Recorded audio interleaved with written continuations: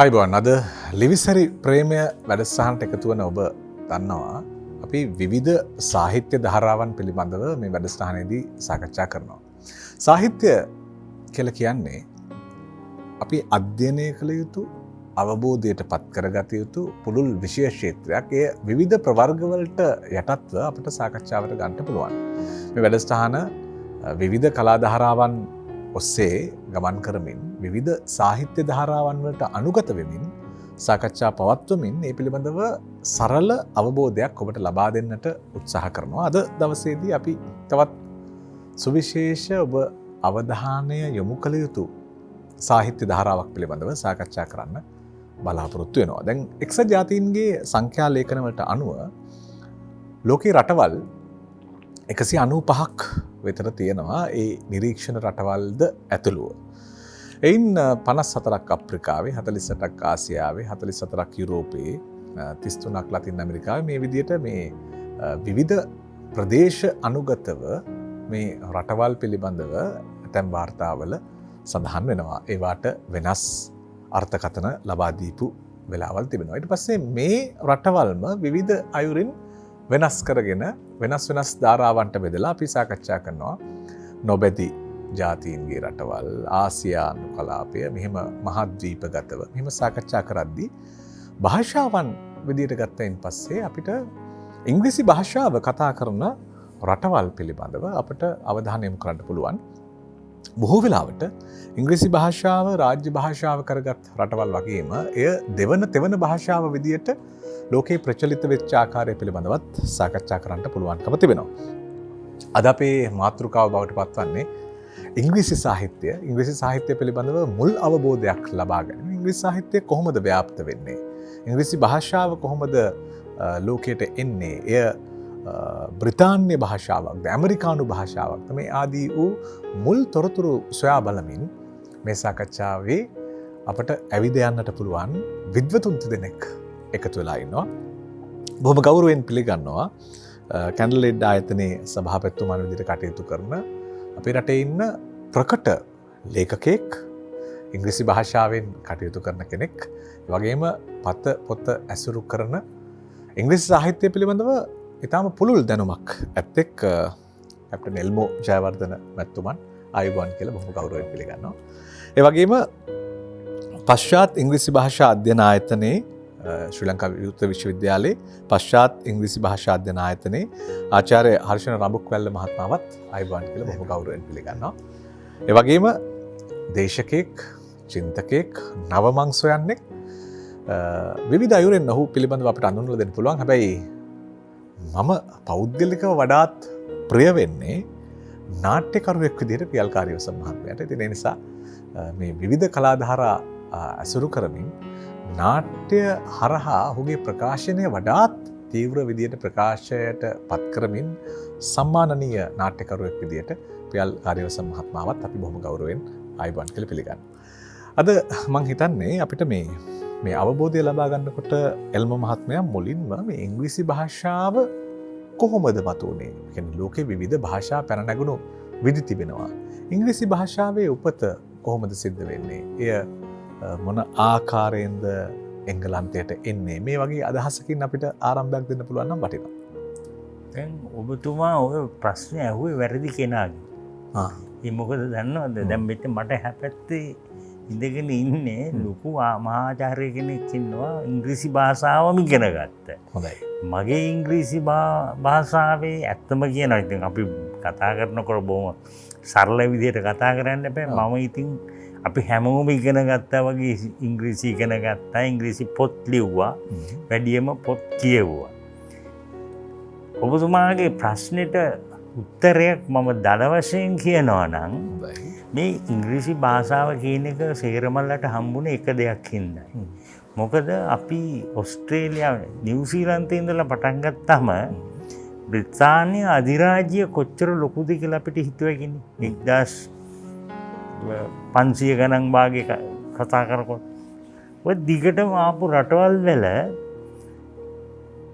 ඉංග්‍රීසි භාෂාව තමයි පාවිච්චි කරේ ආණ්ඩු කරන්න. ඉතින් එතකොට ඉංග්‍රීසි භාෂාව හැම තැනටම ගියා. ඉතින් ඒක හින්දා තමයි අද නවසීලන්තේ Jack and Jill went up the hill කියලා කියන එකම තමයි නයිජීරියාවේ කියන්නේ. රයිට්? එතකොට මෙච්චර තව හුඟක් සාහිත්‍යවල තිබුණනේ ලෝකේ. අපි දන්නේ නැහැනේ ජපානයේ මොකක්ද කිව්වේ කියලා. අපි දන්නේ නැහැ රුසියාවේ මොකක්ද කිව්වේ කියලා. අපි දන්නේ ඉංග්‍රීසියක විතරයි. නේ? මොකද අපි එච්චර අවුරුදු ගාණක් එහෙම හිටියා. ඊට පස්සේ ඇමරිකාව වගේ විශාල රටක මොකක්ද භාෂාව? ඉංග්‍රීසි භාෂාව. ඉතින් ඕකෙන් තමයි ඔය ඉංග්‍රීසි සාහිත්‍යයයි ඉංග්‍රීසි භාෂාවයි හැමතැනටම ගියේ.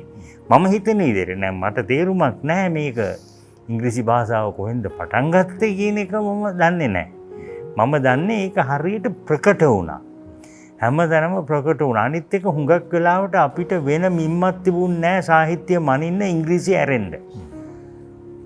දැන් අපි ඉස්කෝලේ යන කාලේ හරි අපි දන්නේ නැහැ රුසියන් පොත මොකක්ද කියලා. ප්‍රංශි ලියපු පොතක් දන්නෙත් නැහැ. ස්පාඤ්ඤ ලියපු පොතක් දන්නෙත් නැහැ. අපි දන්නේ එදා ඉඳන්ම ඩොක්ටර් ජෙකිල් ඇන් මිස්ටර් හයිඩ් ඔන්නෝව තමයි ඉතින්. හරිද? ඉතින් මේක අපේ ඔළුවට වැක්කිරුවා. ඉංග්‍රීසි භාෂාවයි ඉංග්‍රීසි සාහිත්‍යයයි. මට පළවෙනියෙන් කියන්න තියෙන එච්චර. හැබැයි මට මේ විශ්වාසයක් තියෙනවා මේ මට හැපැත්තේ ඉන්න ප්‍රොෆෙසර් මහත්තයා මීට වඩා හුඟක් දේවල් ලෝක ගැන දන්නවා කියලා. දැන් සාමාන්‍යයෙන් මේ අර නොදන්නා ක්ෂේත්‍රයකට ඇතුල් වෙනකොට හරිම පරිස්සම් සහගත වෙන්න ඇතුල් වෙන්න ඕන. දැන් මට වෙලා තියෙනෙත් ඒක. දැන් මටත් මේ නොදන්නා කඳවුරකට තමයි මම ඇතුල් වෙන්න යන්නේ. ඒක තමයි ඉංග්‍රීසි සාහිත්‍ය පිළිබඳව. එතකොට එකපාරටම අර පළමු හීය වැදුණු ගමන් මම එකපාරට සලිත වෙලා ගියා. මේ වැරදි ප්‍රශ්නේ වැරදි කෙනාගෙන් ඇහුවා කිව්වහම මට හිතුණා නෑ. පස්සේ ඔබතුමාගේ උත්තරේ බැලුවෙන් පස්සේ මට තේරුණා නෑ මම වැරදි ප්‍රශ්නේ නෙවෙයි අහලා තියෙන්නේ. හරි කෙනාගෙන් ප්‍රශ්නේ අහලා තියෙන්නේ. හරි ආරම්භයක් ගත්තේ කියලා. දැන් යනවා හරි කෙනාගෙන් හරිම කෙනා හොයාගෙන. ඒ තමයි ආචාර්ය හර්ෂණ රබුක්වැල්ල මහත්මයා. අතරම දැන් ඔය භාෂාවේ මුල් පිළිබඳව භාෂා භාවිතය පිළිබඳව සාකච්ඡා කරනකොට මේ ඔය මුල් අයිතිකාරකම් පිළිබඳව පුංචි ගෝත්‍රික ගතියක් අපිට තියෙනවානේ. හොයා බැලීමේ අවුස්සා බැලීමේ දැන් සමහරු මේ ප්‍රංශෙන් ඉංග්‍රීසි හැදුනා කියලා කියනවා. ජර්මනි ඇංග්ලෝවරුන් පිළිබඳව කතා කරනවා. වයිකින්වරු පිළිබඳව කතා කරනවා. කොහොමද අපිට මේ පිළිබඳව අදහසක් දල වශයෙන් හොයාගන්න පුළුවන්කම ලැබෙන්නේ? මම ස්තුතියි. මම හිතන්නේ අපිට පැවසුව පරිදි මේ කැප්ටන් එල්ම හොඳ ප්‍රවිෂ්ටයක් ලබා දුන්නා. විශේෂයෙන්ම ඉංග්‍රීසි ඇයි අද විශ්ව භාෂාවක් හැටියට ගෝලීය භාෂාවක් හැටියට පවතින්නේ කියලා. ඉංග්‍රීසි වල ආරම්භය ගත්තොත් හරි ඒ කියන්නේ ඇංගල් වරු කියන ඇත්තටම මේ ජන කොට්ටාශය බ්‍රිතාන්‍ය ජනාවාසගත කරලා ඒගොල්ලන්ගේ මුල් භාෂාවට ඊළඟට ඔය කියන හැම භාෂාවකම ආభాෂය ලැබෙනවා. ඒ කියන්නේ ප්‍රංශය විසින් ඉංගලන්තය ආක්‍රමණය කරනවා. එතකොට ප්‍රංශ භාෂාවේ යම් වචන කොට්ටාසයක් සහ භාවිතයන් කොටසක් එතනට එනවා. ඊළඟට ඇංගල්වරුට ජර්මනියත් සමග දිගටම සම්බන්ධකම් තියෙනවා. ජර්මන් රජවරු රජ පෙළපතෙන් එන අය තමයි ගොඩක් විට බ්‍රිතාන්‍යයේ රාජ්‍යත්වයට ලබා ගන්න. එතකොට එතනින් ජර්මන් ආభాෂයක් තියෙනවා. ඊට එහාට ගියාම ලැටින් ආభాෂයක් ඉංග්‍රීසි වල තියෙනවා. ඉංග්‍රීසි භාෂාවක් හැටියට මං හිතන්නේ අද ගත්තහම ඉංග්‍රීසි වලට අයිතිකාරයෙක් නැහැ ලෝකේ. අද අපි කතා කරනවා ඇත්තටම දැන් අපි ශාස්ත්‍රීය වශයෙන් මේක පරිශන කරද්දී අපි කියනවා world englishers කියලා. කියන්නේ ඉංග්ලිෂ් කියන ඒක වචනේ නැතුව බහුවචනයක් පාවිච්චි කරනවා අපි ඉංග්ලිෂර්ස්. කියන්නේ ඉංග්‍රීසි කියන එක ව්‍යාප්තිය තුලින් අද අපි කතා කරනවා Indian English, Sri Lankan English, Singaporean English, American English ඔය වගේ ඉංග්‍රීසි ප්‍රභේද පිළිබඳ. ඒ හින්දා එක අයිතිකාරයක් නැහැ. ඒ වගේම සාහිත්‍ය පැත්තට ගියාමත් අපි අද කතා කරන්නේ ඉංග්ලිෂ් ලිටරේචර් කියන වචනයට වඩා ඉංග්‍රීසියෙන් ලියවෙන සාහිත්‍යය. ලිටරේචර්ස් written in English. ඒකත් ලිටරේචර්ස්. මොකද එතනදිත් අපි කියන්නේ සාහිත්‍ය කියන එකටත් අපි එක නිර්වචනයක් දෙන්න කැමති නැහැ. ලෝකේ මොකද විවිධ සම්ප්‍රදායන් තියෙනවා. අපේ ජනශ්‍රුතියක් තියෙනවා. ඊළඟට ඉන්දියාවේ වගේ එකක් පවතිනවා. මේ ඔක්කොමගේ සංකලනයක් කරා තමයි සාහිත්‍ය කියන එක හැදෙන්නේ. ඉංග්‍රීසි වල තියෙන මම හිතන්නේ ඒ අයිතිකාරීත්වයක් නොමැතිකමම තමයි ඉංග්‍රීසි වල ප්‍රබලත්වයටත් එක හේතුවක්.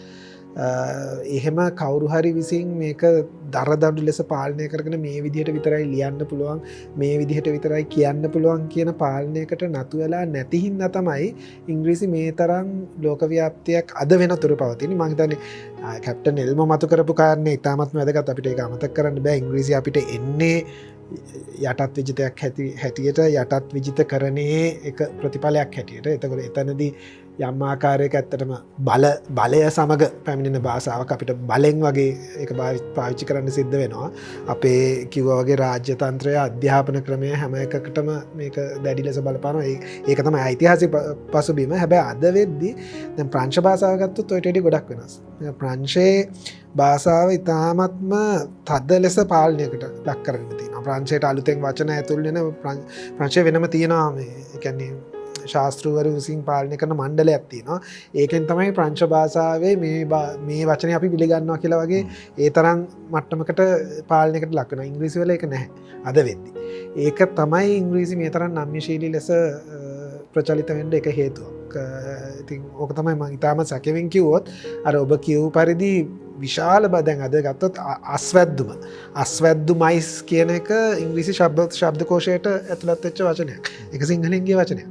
ඒ වගේ විශාල වචන ගොඩක් තියෙනවා. ගුරු වගේ ඉන්දියන් වචන ඉංග්‍රීසි වචන හැටියට දැන් ගුරු ෆිගර් කියන්නේ ගුරු ප්‍රතිරූපයක් තියෙන කෙනෙක්. ඒ වගේ වචන ඕන තරම් දැන් ඉංග්‍රීසියට ඇතුල් වෙලා තිනවා. ඒ වගේම හැම වසරකදීම ඔය ශබ්දකෝෂ අලුත් කරද්දී වචන විශාල ප්‍රමාණයක් ඇතුල් වෙනවා. ඒක තමයි ඉංග්‍රීසි වල තියෙන ප්‍රබලත්වය. ඒක සාහිත්‍යයටත් යම් ආකාරයෙන් බලපානවා. අතරම ඉතාම වටින මූලික අවබෝධයක්. දැන් ලංකාවේ පාසල් පද්ධතිය තුළ බොහෝ දරුවෝ ඉංග්‍රීසි සාහිත්‍ය හදාරනවා සහ මේ තවත් දරුවෝ ඉංග්‍රීසි සාහිත්‍ය හදාරන්න බියපත්ව ඒ සීමායිරෙන් මෙහා ඉන්නවා. ඉතින් මම හිතන්නේ මේ ප්‍රවේශ කතනය ඉතාම වැදගත්. ලංකාවේ නැවතත් ද්විභාෂික උගත් පරම්පරාවක් බිහි කරන්න. පියල් කාර්යවසම් මහත්මයා ගාවට මම එන්නේ මේ එළඹුමේම එල්ලුමක් හොයාගෙන. ඒ කියන්නේ දැන් ඉංග්ලිෂ් වෙලා අපට ඇහුණයින් පස්සේ දැන් ඔය ඇන්ග්ලෝ සැක්සන් වගේ නම් අපට ඇහෙනකොට මේ පුංචි ප්‍රාන්ත භාෂාවක් අද ලෝක ව්‍යාප්ත භාෂාවක් බවට පත් වෙලා තිබෙනවා. ඒකෝර මිනිස්සුන්ට භාෂාව නිපදවන්නට පුළුවන් හැකියාවක් මිනිස් මොළයට ලැබුණයින් පස්සේ තමයි මේ භාෂාව පිළිබඳව සංකල්පන අපේ ඔළුවට එන්න පටන් ගන්නේ. ඇයි ඉංග්‍රීසි භාෂාව මෙච්චර ප්‍රබල වෙන්නේ? ඇයි ඉංග්‍රීසි භාෂාව මෙච්චර දරුණු ලෙස ව්‍යාප්ත වෙන්නේ? මේ අර අධිරාජ්‍යවාදයේද එහෙම නැත්නම් වෙනත් බලපෑමක්ද? ඇයි මේ භාෂාවට මෙච්චර ප්‍රබල තැනක් ලැබෙන්නේ? ඕනම භාෂාවක් පැවැත්ම තීරණය කරන්නේ භාෂාව පිටිපස්සේ තියෙන දේශපාලනයත් එක්ක. මම හිතන්නේ එල්මෝජාවදන් මහත්මයාත් මේ මහාචාර්ය හාෂන් රමුක් වෙලා ටික හරියටම කිව්වා ඉංග්‍රීසි භාෂාව වැඩෙනකොට අපිට පේනවා විශේෂයෙන් මධ්‍යකාලීන යුගයට ගියයින් පස්සේ තමයි අපි අද කතා කරන ඉංග්‍රීසි භාෂාවේ මූලික හැඩතල නිර්මාණය වෙන්නේ. මධ්‍යකාලීන යුගය කියලා කියන්නේ ඊටාම අසිරිමත් කාලයක් යුරෝපයේ ඇති වෙච්ච. දැන් අපි අද කතා කරන යුරෝපයේ නෙමෙයි මධ්‍යකාලීන යුගයේ තිබුණේ. අනිත් එක මෙහිදී ඊටාම වැදගත් දෙයක් සිද්ධ වුණා. මේක මම කියන්න ඕන මේ දේවස්ථානයත් රජුත් අතර සමගි සාමදානයක් ඇති වෙන අවසාන භූමි භාගය සිද්ධ වෙන්නේ මේ කාලයේදී. එතකොට අනිත් කාරණේ තමයි. ඒ කියන්නේ ඔටුන්නෙන් පාර්ලිමේන්තුවට මූලික මේ භූමි භාගය සකස් වෙනවා. මූලික පාර ගොඩ නැගෙනවා. එතකොට වෙච්ච වැඩක් තමයි මේ මින් පෙර මේ රජ පවුල ඊට පස්සේ දැන් ජනප්‍රිය මේ ක්‍රවුන් ටෙලිඩ්‍රාමා එක බලන්න දැන් මේ විකාශනය වෙන මුල් කාලේ අපෙත් එහෙමයි. මුල් කාලේනේ මේගොල්ලෝ ප්‍රංශ භාෂාව කතා කරන්නේ. සමහර අය කතා කරන්නේ ජර්මන් භාෂාව. එතකොට මේ යටත් විජිත ඇති කිරීම කුඩා ප්‍රාන්තයේ ක්‍රැස් කර ගැනීම මේ සියල්ල අතරතුර ප්‍රාග්ධනයක් භාෂාවත් එක්ක වර්ධනය වෙනවා. ගෙන සල්ලි නිෂ්පාදනය වෙන්න පටන් ගන්නවා. ලාභය නිෂ්පාදනය. ලාභයෙන් තවත් භාෂාවක් ගොඩ නැගෙනවා. දැන් අපි කියන්නේ කතා කරනකොට මේ බිස්නස් ඉංග්‍රීසි තමයි මෙයා කතා කරන්නේ. මෙයා මේ ලිටරේචර් මේ මෙහෙම වැඩිලා ඇවිල්ලා තියෙන්නේ මේ භාෂා ලෝකයේ ගොඩ නැගෙන්නේ හුඟක් වෙලාවට මේ දේශපාලනයත් එක්ක. එතකොට මේ පේන්න තියෙන මූලික දැන් ඉතිහාසයට ගිහිල්ලා බැලුවම මේ ආපහු ගත්තොත් එම මේ අපි බැලුවොත් එම දැන් ස්කොටිෂ් එහෙම නැත්නම් අයර්ලන්තය එංගලන්තේ මේ තුනත් මේ භාෂා තුනකින් අදත් නවකතාකරුවෝ සමහර අයගේව අපිට කියවන්න අමාරුයි. අර්වින් වෙල්ෂ් වගේ නවකතාකාරයෙක්ගේ නවකතාවක් කියවන්නම ඉතාම අපහසුයි. ට්‍රේන්ස්පෝටිං වගේ නවකතාවක් අපිට කියවන්න බෑ. එතකොට මේ මුල් කාලීන යුගයට ගියාම මුද්‍රණ යන්ත්‍රයේ බිහිවීම විශේෂ කාරණයක් වුණා. ඒ කියන්නේ මේ අපි හිතනවා භාෂාව සංකල්ප ලෝකයේ විතරක් ගොඩනැගෙන එකක් කියලා. දැන් මම පොඩි කාලේ channels දෙකයි තිබුණේ. අපේ තාත්තලගේ කාලේ channel එකක් තිබුණේ නැහැ. හැබැයි අර මුද්‍රණ යන්ත්‍රයේ වගේ ස්වදේශීය සේවයයි මේකයි හරහා තමයි මම ඉස්සෙල්ලම සාහිත්‍යකරුවෝ ඉගෙන ගන්නේ.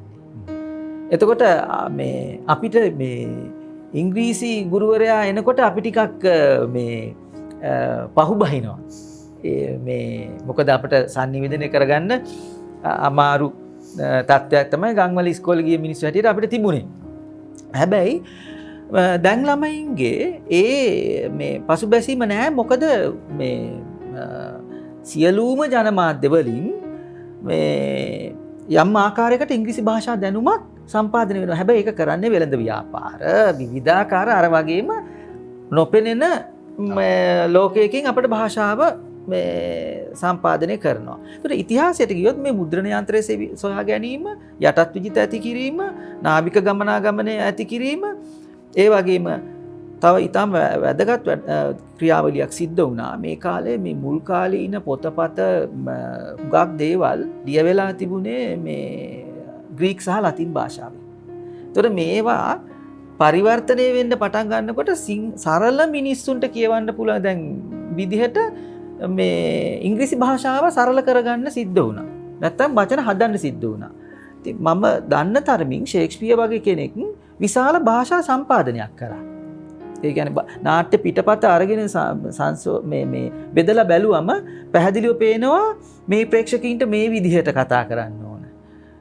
රජපෞලේ කැරක්ටර්ස් එනකොට කුමන්ත්‍රණ සිද්ධ වෙනකොට ඊළඟට කිව්වොත් ෂේක්ස්පියර් ඊටාම මේ සමහර එයාට තියෙන චෝදනාවක් මේ සෙක්සිස්ට් නැත්තම් ශෘංගාරයේ මතුවෙන ඒවා කතා කිරීමේදී තාම අලංකාරයි. එතකොට ඒ වගේ බෙදීමක් තිබුණා එයාගේ භාෂාව. එයා හුඟක් සරල මේ භාෂාව ගන්නවා. අර මේ සුද්ධ වූ තැනක තියලා තිබිච්ච භාෂාව මේ නාට්‍යකාරයා අතින් තමයි එක්තරා ආකාරයකට මේ පොදු ජනයාගේ වහරක් බවට පත් වෙන්නේ. ඉතින් ඔහොම ගොඩක් මේ මම හිතන්නේ අපිට කතා කරන්න පුළුවන්. අතරම මේ සුවිශේෂ ප්‍රතිමාන ඔස්සේ මේ සාකච්ඡාව ගෙන යාමම තමයි මේ ඉංග්‍රීසි සාහිත්‍ය පිළිබඳව අධ්‍යයනය කරන්නෙක්ට ඒ උනන්දු ඇති කරන්නට ඕන කාරණා බවට පත්වන්නේ. ඇත්තටම මේ එල්මෝ ජයවර්ධන මහත්මයා එතකොට මේ මතු කළ දීපු ඒ අදහස් ගොන්න ඔස්සේ අපිට මේ අර පුංචි හුයක් අමුණනවා හර්ෂන් රඹුක්වැල්ල මහත්මයා, එතකොට පියල් කාර්යවසම් මහත්මයා. දැන් අර සොයා යන්නෙක් අපිට හම්බ වුණොත් ඔහු කොහොමද ඉංග්‍රීසි සාහිත්‍ය අඳුනාගන්නේ? දැන් ඉංග්‍රීසි සාහිත්‍ය කියලා දැන් අපි භාෂාව පිළිබඳවනේ එල්මෝ මහත්මයා කතා කරේ. දැන් සාහිත්‍යයක් විදියට ඉංග්‍රීසි භාෂාව සමාජගත වෙන විදිය, එහි ඉතිහාසය, එහි පසුබිම පිළිබඳව යම් අදහසක් ලබා ගන්න මම කැමතියි ඔබ ගාවට. ඉංග්‍රීසි සාහිත්‍ය ගැන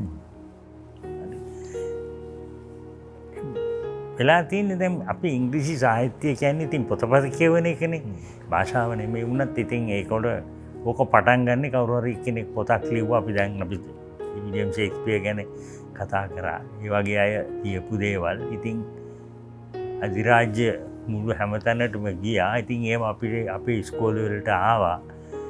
ඉතින් ඒ වලින් අපි ඒවා තමයි ඉතින් ඉගෙන ගත්තේ පොත් ගැන කතා කරනකොට. ඉතින් ඔබ සාහිත්‍යම කියලා වෙනස් කරන්න ඇත්තම කියනවනම් මට එහෙම පළපුරුද්දක් ඇති කෙනෙක් නෙමෙයි. මම නිකන් බොරුවට වචන කියලා නෑනේ. හරිද? මේ පොත් ගැන මට ඇත්තට මේකට උත්තරයක් දෙන්න නෑ.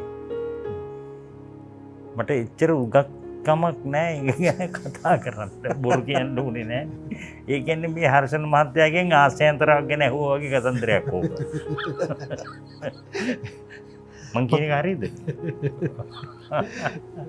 හොඳයි. දැන් සාමාන්‍යයෙන් මේ සාහිත්‍ය ප්‍රවර්ගයක ඉන්න සාහිත්‍යකරුවෙක් තමන්ගේ සාහිත්‍ය ධාරාව පිළිබඳව යම් යම් කියවීම් හදාගන්නවනේ. දැන් එහෙම කියවීම් හදාගැනීමේ උවමනාවක් තිබෙනවා. දැන් සිංහල භාෂාව සහ සාහිත්‍ය අධ්‍යයනය කරන සාහිත්‍යකරුවෙක් ඔහුගේ මුල් හොයාගෙන යනවා. එහෙම මුල් හොයාගෙන යන්න ඕනෑ අය ඉන්නවා. මොකද සාමාන්‍යයෙන් මේ දැන් අපි නුවර යෝගය ගැන කතාවක් ලියනකොට නුවර යෝගය අධ්‍යයනය කරනවා වගේ යමක් හොයන කෙනෙකුට ඒ කැණීමක් අවශ්‍යයි. ඉතින් මම ඒ නිසා ආචාර්යතුමන් ගාවට ආයෙත් එනවා එල්මෝ මහතාගේ අවසරයෙන් මේ දැන් ඉංග්‍රීසි සාහිත්‍යයක් විදිහට දැන් ඉංග්‍රීසි දැන් අපි ගත්තාම අපි සාහිත්‍යයක් හොයාගෙනනකොට අපිට සිංහල සාහිත්‍ය දැන් අපේ අත්දැකීම් විශ්ේ තියෙන කාරණාව ගත්තාම අපිට මේ කවි සාහිත්‍ය ගොඩක් වෙලාවට උදව් වෙනවා සාහිත්‍ය ධාරාවන් පිළිබඳව කතා කරන. දැන් ඉංග්‍රීසි සාහිත්‍යයේ කවියද මූලාරම්භය වෙන්නේ. ඔබ හරි. ඒ කියන්නේ කවියෙන් තමයි මම දැන් ගොඩක් ඕනම සාහිත්‍යයක් ගත්තොත් විශේෂයෙන්ම ජනශ්‍රුතියේ අර කවි කොළ වගේ එහෙම නැත්නම් ජනප්‍රිය කවි කීම ඕරල් ට්‍රැඩිෂන් එකක් කියලා කියන්නේ අපි ගොඩක් විට භාෂික භාවිතයෙන් තමයි. මොකද ලිවීම කියන එක පසු කාලිනව නෙන්නේ මුද්‍රණය ලිවීම ඊළඟට භාෂාවේ ඔය එක එක ආකාරයේ භාෂා රීති සැකැස්වීම ඒවා ගොඩක් විට භාෂා විකාශනය වෙද්දී එන්නේ. ඉංග්‍රීසි සාහිත්‍ය ගත්තොත් අපි ඔය ඇන්තොලොජි එකක් ගත්තොත් ඉංග්‍රීසි සාමාන්‍යයෙන් කාලානුරූපීව පීරියඩයිස් කරන ක්‍රමයක් තියෙනවා. ඉතින් එතන පටන් ගන්නවා මිඩල් ඒජ්, ඒ කියන්නේ මධ්‍යකාලීන යුගය, ඊළඟට එලිසබතන් යුගය, ඊළඟට සමහර අයකට කියනවා මෙටෆිසිකල් යුගය කියලාත් කියනවා. එහෙම නැත්නම් ඊළඟට රෙස්ටරේෂන් කියල. රෙස්ටරේෂන් කියන්නේ ඉංග්‍රීසි ඉතිහාසයේ රජුගේ පරමාධිපත්‍යය බිඳ වැටිලා අද තියෙන වගේ පාර්ලිමෙන්තු ක්‍රමයක් වගේ එකක් හරියටම නෙවේ මේ ලොං පාලිමන්ට් කියල එකක් බිහි වෙනවා. ඒකෙන් පස්සේ ආයිත් රජුව ගේනවා. ඒක තමයි රෙස්ටරේෂන් කියල ගැන. රෙස්ටරේෂන් පීරියඩ් එක ඊළඟට වික්ටෝරියන් යුගේ ඒ ඇත්තටම අර ක්වීන් වික්ටෝරියා රැජිනගේ කාලේ ඊළඟට ගොඩක් විට නූතන සාහිත්‍ය වගේ එකක් තමයි භාවිතය වෙන්නේ. ඊළඟට දැන් පශ්චාත් නූතන සාහිත්‍ය දක්වා විකාශන වෙනවා. දැන් හැබැයි ඔය ඕක තමයි සාම්ප්‍රදායික ලෙස ඉංග්‍රීසි සාහිත්‍ය අධ්‍යයන කරන කෙනෙක්ට හම්බ වෙන කැටගරිස් ටික. හැබැයි ඕවා දැන් ගොඩාක් දුරට සාහිත්‍යයේ න්‍යායාත්මක වශයෙන් ප්‍රශ්න කරලා තියෙනවා. මොකද එහෙම අපිට කාලයක් අනුව බෙදන්න පුළුවන්. ඒ කියන්නේ මෙතනින් මේක ඉවරයි මෙතනින් තව එකක් පටන් ගන්නවා. මොකද අපි බලන කෝණය අනුව සහ අපි යොදාගන්නා නිර්ණායක අනුව සාහිත්‍ය වර්ගීකරණය කරන්න පුළුවන් අපිට අවශ්‍ය ක්‍රමයකට. එතකොට සාහිත්‍යයේ දේශපාලනික භාවිතය ගත්තොත් ඒක වෙන වර්ගීකරණයක්. ඓතිහාසිකම ශෛලීම භාවිතය ගත්තොත් ඒක වෙන වර්ගීකරණයක්. ඉතින් අද කාලේ මෙතන පාසල් මේ කරිකියුලම් එක වගේ ගත්තොත් ඔය වර්ගීකරණය තාම පාවිච්චි කරනවා. හැබැයි විශ්වවිද්‍යාල මට්ටමට ගියාම ගොඩක් විට ඔය වර්ගීකරණය බොහොම දැඩි ලෙස ප්‍රශ්න කිරීමකට දැන් ලක් වෙනවා. ආපහු කියවීමක් තියෙනවා සාහිත්‍ය. දැන් ෂේක්ස්පියර් වගේ ලෝක පූජිත නාට්‍යකරුගේ නාට්‍ය පවා දැන් වෙනත් ගොඩාක් ඊට වඩා වෙනස් ආකාරයෙන් කියවන්න පටන් ගන්න තියෙනවා. මොකද අර ඔය මම අර මුලදිම කිව්වනේ මේ ඉංග්‍රීසි සාහිත්‍යයකට වඩා දැන් කතා කරන්නේ ඉංග්‍රීසියෙන් ලියවුණු සාහිත්‍ය කියලා. ෂේක්ස්පියර් ගත්තත් ෂේක්ස්පියර් දැන් ඉංග්‍රීසින්ට පමණක් අයිති බ්‍රිතාන්‍යයට පමණක් අයිති නාට්‍යකරුවෙක්ද කියලා ගැටලුවක් තියෙනවා. මොකද ෂේක්ස්පියර්ගේ නාට්‍ය විවිධ ආකාරයෙන් අර්ථකථනය කරලා ලෝකේ හැමතැනම යටත් විජිත ව්‍යාපාරය තුළ යටත් විජිත විරෝධී ව්‍යාපාර තුළ පවා විශේෂයෙන්ම ටෙම්පස්ට් වගේ නාට්‍ය අලුතෙන් අර්ථකථනය කරලා තියෙනවා. ශ්‍රී ලංකාව ගත්තොත් ගාමිණී හත්තෙට්ටුවේ ගම ඊළඟට මේ හේන් කරුණාරත්න සිංහලට පරිවර්තනය කරලා ඒ සිංහල පරිවර්තනය කරද්දී ඒක ඇත්තටම අනුවාදයක් වගේ වෙන්නේ. ඒක පරිවර්තනයකට වඩා ඒ පරිවර්තනය තුළ යම් ආකාරයකින් අර නාට්‍ය වෙනස් වීමකට භාවිත වෙනවා. ඉතින් ඒ වගේම තව මේක නිකන් මම හිතන්නේ මේක හිස්ටොරිකලි ටිකක් වැදගත් එකක්. ලංකාවේ තමයි පැරණිතම ෂේක්ස්පියර් ඩ්‍රාමා කන්ටෙස්ට් එක තියෙන්නේ. YMCA එකෙන් ඕගනයිස් කරන ඉන්ටර් ස්කූල් ෂේක්ස්පියර් ඩ්‍රාමා කියන එක දැන් අවුරුදු මම හිතන්නේ 70කටත් වඩා දිවෙන ලෝකේ පැරණිතම ෂේක්ස්පියර් නාට්‍ය තරඟාවලිය පවතින්නේ මේ රටේ. හැබැයි ඉතින් ෂේක්ස්පියර් මේ රටේ කෙනෙක් නෙවෙයි. ඉතින් එතකොට අර ඔය අයිතිය පිළිබඳ ගැටලු එනවා. මොකද මම මේක මෙහෙමත් කියන්නත් ඕනේ. මොකද අපිට විශේෂයෙන්ම සිංහල වගේ භාෂාවක් ගත්තාම අපි ඉතාමත්ම සංවේදීන සිංහල භාෂාව යම් ආකාරයකින් මේ විපරීත වෙනවා. ඉංග්‍රීසි වල පැවැත්මට එක ප්‍රධාන හේතුවක් ඒ වගේ අධිකාරියක් නොමැති වීම. මම එකක් පිළිගන්නවා පියාල්ගේ ඕක වෙළඳපොළ ඉංග්‍රිසිවලට අති විශාල වෙළඳපොළ වටිනාකමක් තියෙනවා. ඉංග්‍රීසි කියන්නේ අද මල්ටි බිලියන් ඩොලර් ඉන්ඩස්ට්‍රි එකක්. ඉංග්‍රීසි උගන්වනවා කියන්නේ මල්ටි බිලියන් ඩොලර් ඉන්ඩස්ට්‍රි එකක් ලෝකේ. හැබැයි ඒ වගේම අර ඔය අධිකාරීත්වයක් තිබ්බනම් කවදාවත් ඔය භාෂාව ඔය විදිහට වර්ධනය වෙන්නේ නැහැ. ඒ අධිකාරීත්ම භාවිතය මොකද අපි හිතනවා භාෂාවක් ආරක්ෂා කරගන්න නම් අපි මේක බොහොම වැටකඩලු බැඳලා ආරක්ෂා කරගෙන ඉන්න ඕනේ අපේ සભ્યත්වයේ සංස්කෘතිය ඔක්කොම භාෂාව ඇතුලේ ගොඩනැගිලා තියෙන්නේ කියලා. ඉංග්‍රීසි වලට එහෙම වුණා නම් ඉංග්‍රීසි කවදාවත් විශ්ව භාෂාවක් වෙන්නේ නැහැ.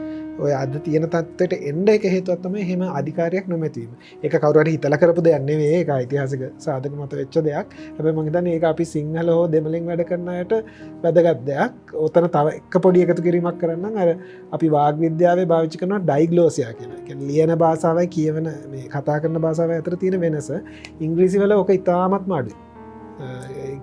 ලියන භාෂාවේ කතා කරන භාෂාව අතර ඇත්තටම අවම වෙනසක් තියෙන්නේ. දැන් සිංහලවල දෙමළවල ඉතාමත්ම දැඩි ලෙස අපි කවුරුත් දන්න පරිදි තියෙනවා. ඒකත් එක හේතුවක් ඉංග්‍රීසි භාවිතය මේ තරම් නම්‍යශීලී ලෙස ප්‍රවර්ධනය වෙන්න. අද අපි ලිවිසරි ප්‍රේමයේදී සාකච්ඡා කරන්න බලාපොරොත්තු වෙන්නේ ඉංග්‍රීසි සාහිත්‍ය පිළිබඳව. විශේෂයෙන්ම ඉංග්‍රීසි සාහිත්‍ය අධ්‍යයනය කරන අය සඳහා ඒ වගේම ඉංග්‍රීසි සාහිත්‍ය අධ්‍යයනය කරන්නට බලාපොරොත්තු වෙන්න ඉන්න අය. ඒ වගේම මා හිතනවා මේ සාකච්ඡාව ගොඩක් වෙලාවට ඉංග්‍රීසි සාහිත්‍ය උගන්වන ගුරුවරුන් පවා නරඹනවා කියලා. මොකද හේතුව ඒ හා විශාල අත්දැකීම් සමුදායක් තියෙන විද්‍යාර්ථීන් මෙම සාකච්ඡාවේ එළඹිලා ඉන්න නිසා. කපිතාන් එල්මෝ ජයවර්ධන මහත්මයා, ඒ වගේම මහාචාර්ය හර්ෂණ නබුක්වැල්ල මහත්මයා, ඒ වගේම පියල් කාර්යවස මහත්මයා අපිත් එක්ක මේ සාකච්ඡාවේ නියැල්ලා ඉන්නවා. මම හිතනවා ආපහු අකමැත්තෙන් හරි කපිතාන් එල්මෝ ජයවර්ධන මහත්මයාට මම යනවා කියලා. මේ දැන් ඔබතුමා ප්‍රිය කරන ඉංග්‍රීසි සාහිත්‍යය, දැන් ඔබතුමාට ප්‍රිය සාහිත්‍ය ධාරාවක් තියෙනවනේ. ඔබතුමාට ප්‍රිය ඉංග්‍රීසි සාහිත්‍ය අපිට අඳුන්වලා දෙන්න. එතකොට පුංචි අඳුනා ගැනීමක් අපට කරන්න පුළුවන්කම ලැබේ. ඔව් දැන් මම එහෙම කතා කරොත් ඒකමට ලේසි. මොකද මම පොත් කියවන කෙනෙක්. හරිද? හැබැයි මම අර ඉස්සර කාලේ එංගලන්තේ ලියපු පොත් වැඩිය කියවපු කෙනෙක් නෙමෙයි. ඒවා කියෙව්වා. Tale of Two Cities ඒ වගේ පොත් එහෙම. ඊට පස්සේ ආවේ ඉංග්‍රීසි ඉගෙනගෙන ඉංග්‍රීසියෙන් ලියපු පොත් ගැන තමයි වැඩි හරිය. පරිවර්තන නෙමෙයි. අපි අප්‍රිකාව ගමු. බොලෙසන් ලංකා. හරිද? ජෙනුවා චේබි. දැන් ඒගොල්ලෝ ඉංග්‍රීසි පස්සේ ඉගෙන ගත්තා අයනේ. ඒ වගේම තමයි අපි ඉන්දියාවට ගත්තත් අරුන්දති රොයින්. හරිද? ඒ එක එක අය ඉංග්‍රීසියෙන් ලියපු දේවල් මම හරියටම මේ හුඟක් ආසාවෙන් කියවපුවොත් තමයි ඒව සේරම. ඉතින් ඒව පරිවර්තන නෙමෙයි. ඊට පස්සේ අපි ගත්තොත් පරිවර්තනයක් ගැන අපිට කතා කරන්න බෑනේ. නැත්නම් අපිට ප්‍රශ්නයක් ගැන, හරිද, ෂර්ලොක් ගැන කතා කරන්න පුළුවන්. හැබැයි ඒගොල්ලෝ ඉංග්‍රීසියෙන් ලිව්වේ නෑ. ඒක පස්සේ ඒක ඇවිල්ලා මේ වෙළඳ පොළට ආපු කතන්දරයක්නේ. පරිවර්තනය කරලා. එහෙම නැතුව දැන් ලංකාවේ අපි ගමු. දැන් අපි හරි ඉස්කෝලේ ගිහිල්ලා ඉංග්‍රීසි ගැන පන්තියකට ගිහිල්ලා ඉගෙන ගන්නකොට මට තාම මතකයි අපේ ඉංග්‍රීසි මාස්ටර් වෙලා ඉංග්‍රීසි ඉගෙනුවේ සිංහලෙන්. ඒක ඇත්ත කතාවක්. පොල් ගහගෙන වාක්‍ය 5ක් ලියපන් කිව්වා. ඉතින් අපි ලිව්වා. කොකොනට් ට්‍රී ස්ටෝල් අර මේවා කියලා ලිව්වා. ඉතින් ඊට පස්සේ තමයි පොත් ලියන්න ගත්තේ. ඉතින් ඒ වගේ අය ඉන්නවා ලෝකේ හරියට. හුඟක් රටවල් වල ඉන්නවා. එහෙම ඉංග්‍රීසි ඉගෙනගෙන ලියපුවා. ඉතින් ඒ හැම පොතක්ම මම වැඩියෙන් හරි ආසාවකින් කියෙව්වා. අර නිකන් තනිකර ඉංග්‍රීසි කතා වලට වැඩිය. ඒ වගේම ඉතින් අනිත් පැත්තට අපිට කියන්න පුළුවන්. අපි මේ ඒ දැන් ජෝර්ජ් බර්නඩ් ෂෝ ඉතින් ඉංග්‍රීසි ඉතින් අයිරිෂ්මන් වුණාට එයා ඉංග්‍රීසි විතරයි ලියුවේ. ඉතින් ඒවා අපි හොඳට එන්ජොයි කරලා තියෙනවා. සන්තෝෂෙන් කියවලා තියෙනවා. නමුත් මම වැඩියෙන්ම ආසාව වෙලා කියෙව්වේ ඉංග්‍රීසි ඉගෙනගෙන පස්සේ තමුන්ගේ මව් භාෂාව නැති වෙලා ඊට පස්සේ ඇවිල්ලා ඉංග්‍රීසි වලින් ලිව්වේ බල කියවනකොට ඒකට 아무තු විදියකින් ආවා තවත් ශ්‍රේෂ්ඨයක් නේ. දැන් අපි ලංකාවේ අපි මම පොතක් ලිව්වා කියන්නකො. මම පොතක් ලියනකොට ඉංග්‍රීසියෙන් මම ඒක ලියා ගන්න පුළුවන්. හැබැයි ඔකට එන කතන්දරේ සිංහලනේ. ලංකාවේනේ. අන්න ඒකට 아무තු අලංකාරයක් දුන්නා. ඉතින් මම හැම වෙලාවෙම මේ වගේ පොත් කියවන හරි ආසයි. මං හිතන්නේ මේ පාර මම ටිකක් ඔයාලට උත්තරයක් දුන්නා කියලා හිතෙනවා. අතරෝ දැන් ඉංග්‍රීසි සාහිත්‍ය කියන මේ විශේෂ ක්ෂේත්‍රය හොයා බලනකොට මහාචාර්යතුමනි මේ අපිට මේ හම්බ වෙනවා මේ ඉංග්‍රීසි සාහිත්‍යයේ යුග මතක බිහි කරපු චරිත. දැන් එහෙම ගත්තයින් පස්සේ අපිට කොහොම අයද හමුවෙන්නේ? විවිධ නම් අපිට උපුටා දක්වන්න පුළුවන් ඔබතුමන්ට. එහෙම උපුටා දක්වමින් ඉංග්‍රීසි සාහිත්‍ය ගොඩනගපු අර පවුරු අපිට නාමිකව මතක් කළා ඔවුන්ගේ නිර්මාණවල තියෙන විශේෂතා පිළිබඳව යම් තොරතුරු ටිකක් අපිට කියන්න පුළුවන් නම් වටිනවා. හරි. මං හිතන්නේ මට මගේ මතකය අනුව මං සැකවින් කියන්නම් සහ මං හිතන්නේ කැප්ටන් එල්මෝ මතු කරපු ඉතාමත්ම වැදගත් කරුණක් තිබ්බා. මොකද අද ඉංග්‍රීසි භාෂාවේ ජීවය පවතින්නේ ඔය කියපු භාෂා භාවිතය සහ ඔය සාහිත්‍ය භාවිතය තුළ. මං එතනට එන්න යුග හැටියට ගත්තොත් දැන් අපි මධ්‍යතන යුගයට ගිහාම එහෙම ලොකු නම් කියවෙන්නේ නැහැ. හැබැයි ඒ කාව්‍යවල ඇත්තටම කතෘ කවුද කියලාත් හරියටම දැන් අපිට දැනගන්න ක්‍රමයක් නැහැ. බෙයාවුල්ෆ් කියලා වීර කාව්‍යයක් තියෙනවා. ඒ බෙයාවුල්ෆ් කාව්‍ය තමයි ඒක ප්‍රශස්ත ඉංග්‍රීසි රචනයක් හැටියට මධ්‍යතන යුගයේ ගණන් ගන්නේ. ඊට පස්සේ එන්නේ චෝසර්ස් කැන්ටබරි ටේල්ස්. කැන්ටබරි ටේල්ස් කියන්නේ කැන්ටබරි වෘතාන්තය වගේ අදහසක් සිංහලට පරිවර්තන කරාම ජොෆ්රි චෝසර් කියලා පුද්ගලයෙක් තමයි ඒක රචනා කරා කියලා විශ්වාස කරන්නේ. හැබැයි ඔය ඒ කියන්නේ අපි හිතමු 16 වෙනි සතවර්ෂයට වඩා එපිට කාලේ අද වගේ මේ කවුද කතෘ කියන එක පිළිබඳ අපිට හරිම නිර්ණායක නැහැ. දැන් අපි ගත්තත් ලංකාවේ ගත්තත් ගුත්තිල කාව්‍යයේ නිර්මාපකයා මෙහෙම කියලා කිව්වට ඒක හරියටම අපිට ප්‍රකාශ කරන්න හරි අමාරුයි. මොකද ඒ කාලේ තියෙන ඒ ඓතිහාසික මූලාශ්‍රවල තියෙන ගැටලු නිසා. ඒ වගේ ජොෆ්රි චෝසර් කියන්නේ කවුද කියලා කවුරුත් දන්නේ නැහැ. ෂේක්ස්පියර් ඊළඟට එලිසබෙතන් යුගයට පැමිණෙද්දී ෂේක්ස්පියර්ගේ නම ඊළඟට මාලෝ ක්‍රිස්ටොෆර් මාලෝ වගේ චරිත කීපයක් තියෙනවා. විශේෂම නාට්‍යකරණය තුළ ඒ කාලේ කවියට වඩා තැනක් එන්නේ නාට්‍යකරණය තුළින් තමයි සාහිත්‍යය ගොඩක් විකාශනය වෙන්නේ. ඊළඟට මෙටෆිසිකල් කියන යුගයට එද්දී ජෝන් ඩන් වගේ ජෝන් ඩන් කියන්නේ ඇත්තටම මේ ක්‍රිස්තියානි පූජකවරයෙක්. ඔහු විසින් රචනා කරන ඒවා. ඊළඟට මිල්ටන් ඉතාමත්ම ප්‍රසිද්ධ මිල්ටන්ගේ වීර කාව්‍යයක් තියෙනවා සාතන් පිළිබඳ. ඉන් පස්සේ 19 වෙනි ශතවර්ෂයට එද්දී නවකතාව හරහා ඩැනියල් ඩීෆෝ තමයි ගොඩක් විට ප්‍රථම කතාකරු හැටියට හඳුනාගන්නේ. ඔහුගේ රොබින්සන් ක්‍රූසෝ කෘතිය.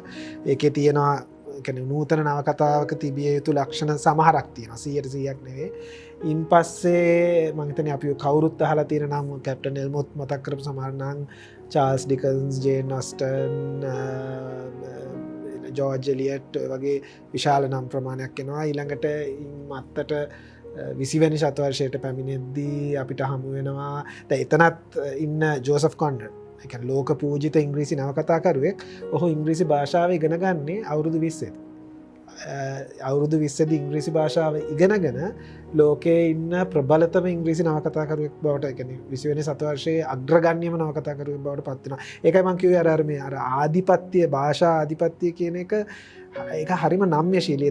එතන යම් අපූර්වත්වයක් තියෙනවා ඉංග්‍රීසි වල. ඒ ප්‍රජාතන්ත්‍රික භාවයක් තියෙනවා. ඒක ඇතුලේ තමයි එක පැත්තකින් ඉතාමත්ම දරුණු බොහොම නරක ඉතිහාසයක් තියෙනවා ඉංග්‍රීසි වලට. ඉංග්‍රීසි වලින් අපිව යටපත් කරා. හැබැයි අනිත් පැත්තෙන් ඒ ඉංග්‍රීසිම භාවිතා කරලා ඉදිරියට ආපු දැන් එතනින් මට එන්න පුළුවන් කැප්ටන් එල්මෝ කියපු ඒ නම් කීපයකට වෝල්සොයින්කා, අංගෝගි වාතියංගෝ, චිනුවා අචබේ මේ අය ඔක්කොම අප්‍රිකානු මේ නිදහස් අරගලේ ඉදිරියෙන්ම හිටපු දේශපාලන චින්තකයෝ. රචකයන්ට අමතරව ඒ අය කරන්නේ ඉංග්‍රීසි භාෂාව ඒගොල්ලන්ගේ අවියක් බවට පත් කරගන්නවා. ඉංග්‍රීසි භාෂාව ඒගොල්ලන්ගේ භාෂාවක් බවට පත් කරගෙන ඉතාමත්ම නිර්මාණාත්මක ශීලී ලෙස ලියනවා. ඒගොල්ලන්ගේ දේශීය විවිධාකාරයේ දේශීය භාෂාවලින් ලැබෙන සහක සංස්කෘතියෙන් ලැබෙන ආභාෂත් මුහු කරගෙන ලියන්න පටන්ගනද. ඕක ඇතුළේ මහිතන කැප්ටන් එල්මෝ ජයවර්ධන ගත්තොත් ඉංග්‍රීසි භාෂාවෙන් ශ්‍රී ලාංකීය ඉංග්‍රීසි සාහිත්‍ය ලිවීමේ ඉතාමත්ම ප්‍රධාන චරිතයක්. ඔහුගේ භාෂා භාවිතය තුළ අපිට පේනවා අපි ශ්‍රී ලංකන් ඉංග්ලිෂ් කියන එක. ලාංකීය වුණ ඉංග්‍රීසි භාවිතයක් තියෙනවා. ඒක භාෂාව තුළත් තියෙනවා. ඔහු ආමන්ත්‍රණය කරන තේමා සහ ගොඩනගන චරිත තුළත් තියෙනවා. ඉතින් අද ගත්තොත් බුක ප්‍රයිස්, ඒ කියන්නේ අද තමයි ලෝකයේ ඉංග්‍රීසි සාහිත්‍යයට ලැබෙන මම හිතන්නේ ප්‍රධානම සාහිත්‍යයාගේ බුක පහුගිය අවුරුදු 20ක් තුළ ගත්තොත් බුක ප්‍රයිස් නාමාවලිය ගත්තොත් එහි බහුතරයක් ඉන්නේ ඉන්දීය බංග්ලදේශී නේපාල් මේ වගේ ඉංග්‍රීසි භාෂාව ආවේනික වශයෙන් භාවිතා නොවන ඉංග්‍රීසි දෙවනි බසක් වෙන රටවල්වල වලින් බිහිවුණු රචකයෙක්. ඒක හොඳම උදාහරණය තමයි සල්මන් රුෂ්ඩි. සල්මන් රුෂ්ඩි කියන්නේ පාසි ජාතිකයෙක් ඉන්දියාවේ උපතලද. ඉතින් අද ඉංග්‍රීසි භාෂාවේ සම්පූර්ණ ජීවය පවතින්නේ ඉංගලන්තේ හරි ඇමරිකාවේ හරි ලියන ඉංග්‍රීසි පොත්වල නෙවෙයි. මේ කැප්ටන් එල්මෝ වගේ වෙනත් සංස්කෘතික ආභාෂයන් තුළ ඉඳගෙන ඒ නිර්මාණකාරිය යෙදෙනයි. ඇත්තම මේ ඉංග්‍රීසි භාෂාව වෙන වෙන තැන්වලට ගමන් කිරීම නැත්නම් මේ විතැන්වීම පිළිබඳව අපි වෙනම සාකච්ඡා කරන්න ඕන. මෙහි තියෙන ප්‍රජාතාන්ත්‍රීය ස්වභාවයම ඒට දොරගුළු විවෘත කරලා දෙන ස්වභාවය පිළිබඳව ඉතාම වටින තොරතුරු ටිකක් මතුණා. පියල්කාරීවස මහත්මයා දැන් අර අපි චරිත විදිහට ගත්තා. දැන් ඔබතුමාට බොහෝ නාට්‍ය විෂය වෙනවනේ. එතකොට විශේෂයෙන්ම නාට්‍ය පරිවර්තන සඳහා ඔබේ නම නිරන්තරයෙන්ම සම්භාවනාවට පාත්‍ර වෙනවා. එතකොට මේ නාට්‍ය කෘති සහ විශේෂයෙන් විලියම් ෂේක්ස්පියර් වගේ චරිත අපට කොහොමද ඉංග්‍රීසි භාෂාව සහ භාෂා ධාරාව ප්‍රවර්ධනය කිරීම තුළ මතුවෙන්නේ? මම ඉස්සෙල්ලත් කිව්වා මේකටත් විවිධ ප්‍රවාද තියෙනවා. දැන් ෂේක්ස්පියර් නාට්‍ය රචනා අවුරුදු ගානකට පස්සේ තමයි ප්‍රින්ට් වෙන්නේ, නැත්තම් මුද්‍රණ ద్వාරයෙන් එන්නේ. ඒ කාලේ හිටියේ නළු කණ්ඩායම්. එතකොට මේ නළු කණ්ඩායම් වස්තු විෂය මේ එසන නිරූපණ හැටියට ගොඩ නැගුවා. පිටපතක අයිතිකාරයා පස්සේ කාලෙක තමයි අපි අනුමාන කරන්නේ. දැන් උදාහරණයක් විදිහට හැම්ලට් නාට්‍යයේ මට මේ මෑතකදී හම්බ වුණා 4000ක් තියෙනවා මේ පිටපත් නෙමෙයි මේ ලයින්ස් නැත්තම් මේ දෙබස් හැටියට තියෙන 4000ක් තියෙනවා කියලා තමයි මුල් එකේ කියන්නේ. අනිත් එක ඔය වස්තු විෂයම බෙන් ජොන්සන්, ජෝන් ලයිලි, ඊළඟට ක්‍රිස්ටොෆර් මාලෝ විශේෂයෙන් ඒ වගේ ඒ නාට්‍ය කණ්ඩායමේ ඒ යුගයේ හිටපු ෂේක්ස්පීරියන් යුගය කියලා කියනවා. ඒ අය අතර මේ හැමදෙනා අතම සමහරලාට වර්ධනය වෙලා තියෙනවා. දැන් මේ ගැන ලියවෙත්ත පස්සේ කාලෙක ඩිටෙක්ටිව්ස් නවකථා ගණනාවක් තියෙනවා. මේ ප්‍රසිද්ධ නවකථාකාරයෙක් හිටියා එංගලන්තේ මේ විලියම් බර්ජස් කියලා. බර්ජස් ලියලා තිනවා මේ සමහර වෙලාවට දේවස්ථානයෙන් සල්ලි ලබාගෙන නාට්‍ය සහ මේකෙන් ඊළඟට රාජතන්ත්‍රයෙන් සල්ලි ලබාගෙන අනුග්‍රහය ලබා ගන්න නාට්‍යකාරයෝ කුමන්ත්‍රණ කරනවා. ඒ සමහර දැන් අපි දන්නවා ක්‍රිස්ටොෆර් මාලෝ කියන නාට්‍යකරුවා අවුරුදු 32 දී මිය යනවා. ඊටාම මේ සටන්කාමී චරිතයක්. දකුණු කරහරහා ගිය පිහිපාරකින් තමයි මේ යන්නේ. මොකද දවල් ඉඳන් මේ වැඩි සාකච්ඡා මාලාවක ඉන්නේ. සමහර අය කියන්නේ ඔහු තමයි ඔහුගේ වස්තු විෂයන් ගණනාවක් ෂේක්ස්පියර් නැවත ලියනවා කියලා ජනප්‍රිය මට්ටමට. එතකොට මුලට ගියොත් මට අර ඉස්සෙල්ලම දුන්න ප්‍රශ්නේ මම මේ හර්ෂණ සර්ටත් මේ එකඟ වෙමින් කියන්නේ අපිට පොඩි මගහැරීමක් වුණා. මේ මිස්ට්‍රි මිරැකල් මොරැලිටි කියලා නාට්‍ය ප්‍රවේශ 3ක් තිබුණා. මේ මිස්ට්‍රි මිරැකල් මොරැලිටි වලත් කතෘ කවුද කියලා අපි දන්නේ නැහැ. හැබැයි මේ ස්ටයිල් 3 දේවස්ථානයේ ආගමික නාට්‍ය විදිහට තමයි සැලකුවේ. මේ පිටපත් වලින් සමහර ඒවා දැන් ඉතිරි වෙලා තියෙනවා. මේ සංරක්ෂණය කරලා තියෙනවා. මේවා මේ මිස්ට්‍රි මිරැකල් මොරැලිටි වල තිබුණේ යේසුස් වහන්සේගේ ජීවිතය ආශ්‍රය කරගෙන ගොඩනැගිච්ච අద్භූත කාරණා, මැජික් වගේ දේවල් මතු කරපු ආකාරය, හාස්කම් පෙන්නපු ආකාරය, ඊළඟට මිස්ට්‍රි කියලා කිව්වේ යක්ෂයා එක්ක තිබිච්ච සම්බන්ධය, එතකොට සාතන් එක්ක කරන ගනුදෙනුව, ඒ කැරක්ටර් එක කොහොමද එන්නේ. අනිත් එක තමයි මොරැලිටි කියලා කියන්නේ මේ සදාචාර නාට්‍ය. මෙන්න මේ පරේෂණ කරනගෙන පල්ලෙහාට යනකොට පේනවා අද අපි කතා කරන මොරැලිටි එකත් එක්ක මේ මධ්‍යකාලීන මොරැලිටි එකේ තියෙන සම්බන්ධතාවය. අපි අද මහා නවකථා විදිහට සලකන එකෙත් මේ සදාචාරය පිළිබඳ ගැටලුව රාජ්‍යත් එක්ක, පුරවැසියා එක්ක, රාජ්‍ය කණ්ඩායම් එක්ක, පවුල එක්ක, ගසාකෑම් එක්ක, එහෙම නැත්තම් වංචා දූෂණ එක්ක මිනිහා නිතරම පෙරලා කාරණයක් තමයි මේක කොයිතරම් සදාචාරවාදීද. ඒකට සමහරලාට අපි ඒක භාෂාවෙන් පස්සේ කාලෙක නීත්‍යානුකූල කරා. සමහර ගැටලු. එතකොට මේකත් මේ වගේ පිටපත් වර්ධනය වුණා. මේ පිටපත් වලින් අපිට පැහැදිලිව පේනවා මිස්ට්‍රි මිරාකල් මොරැලිටි වල ආభాෂය ෂේක්ස්පියර්ගේ නාට්‍යවල තියෙනවා. අර ආගමික නාට්‍යවල කොටස් ලබා ගත්තා. සමහර අద్భుත කාරණා සිද්ධ වෙනවා. ගිම්හානේ රැයක දුටු සිහිනයක් වගේ නාට්‍යයක ෂේක්ස්පියර්ගේ ඒක පරිවර්තනය කරලා තියෙනවා. ඒ වගේ දේවල් සිද්ධ වුණා. ෂේක්ස්පියර්ගෙත් මෙහෙම බෙදෙනවා නාට්‍ය යුග 3-4කට මේ වර්ග බෙදෙනවා.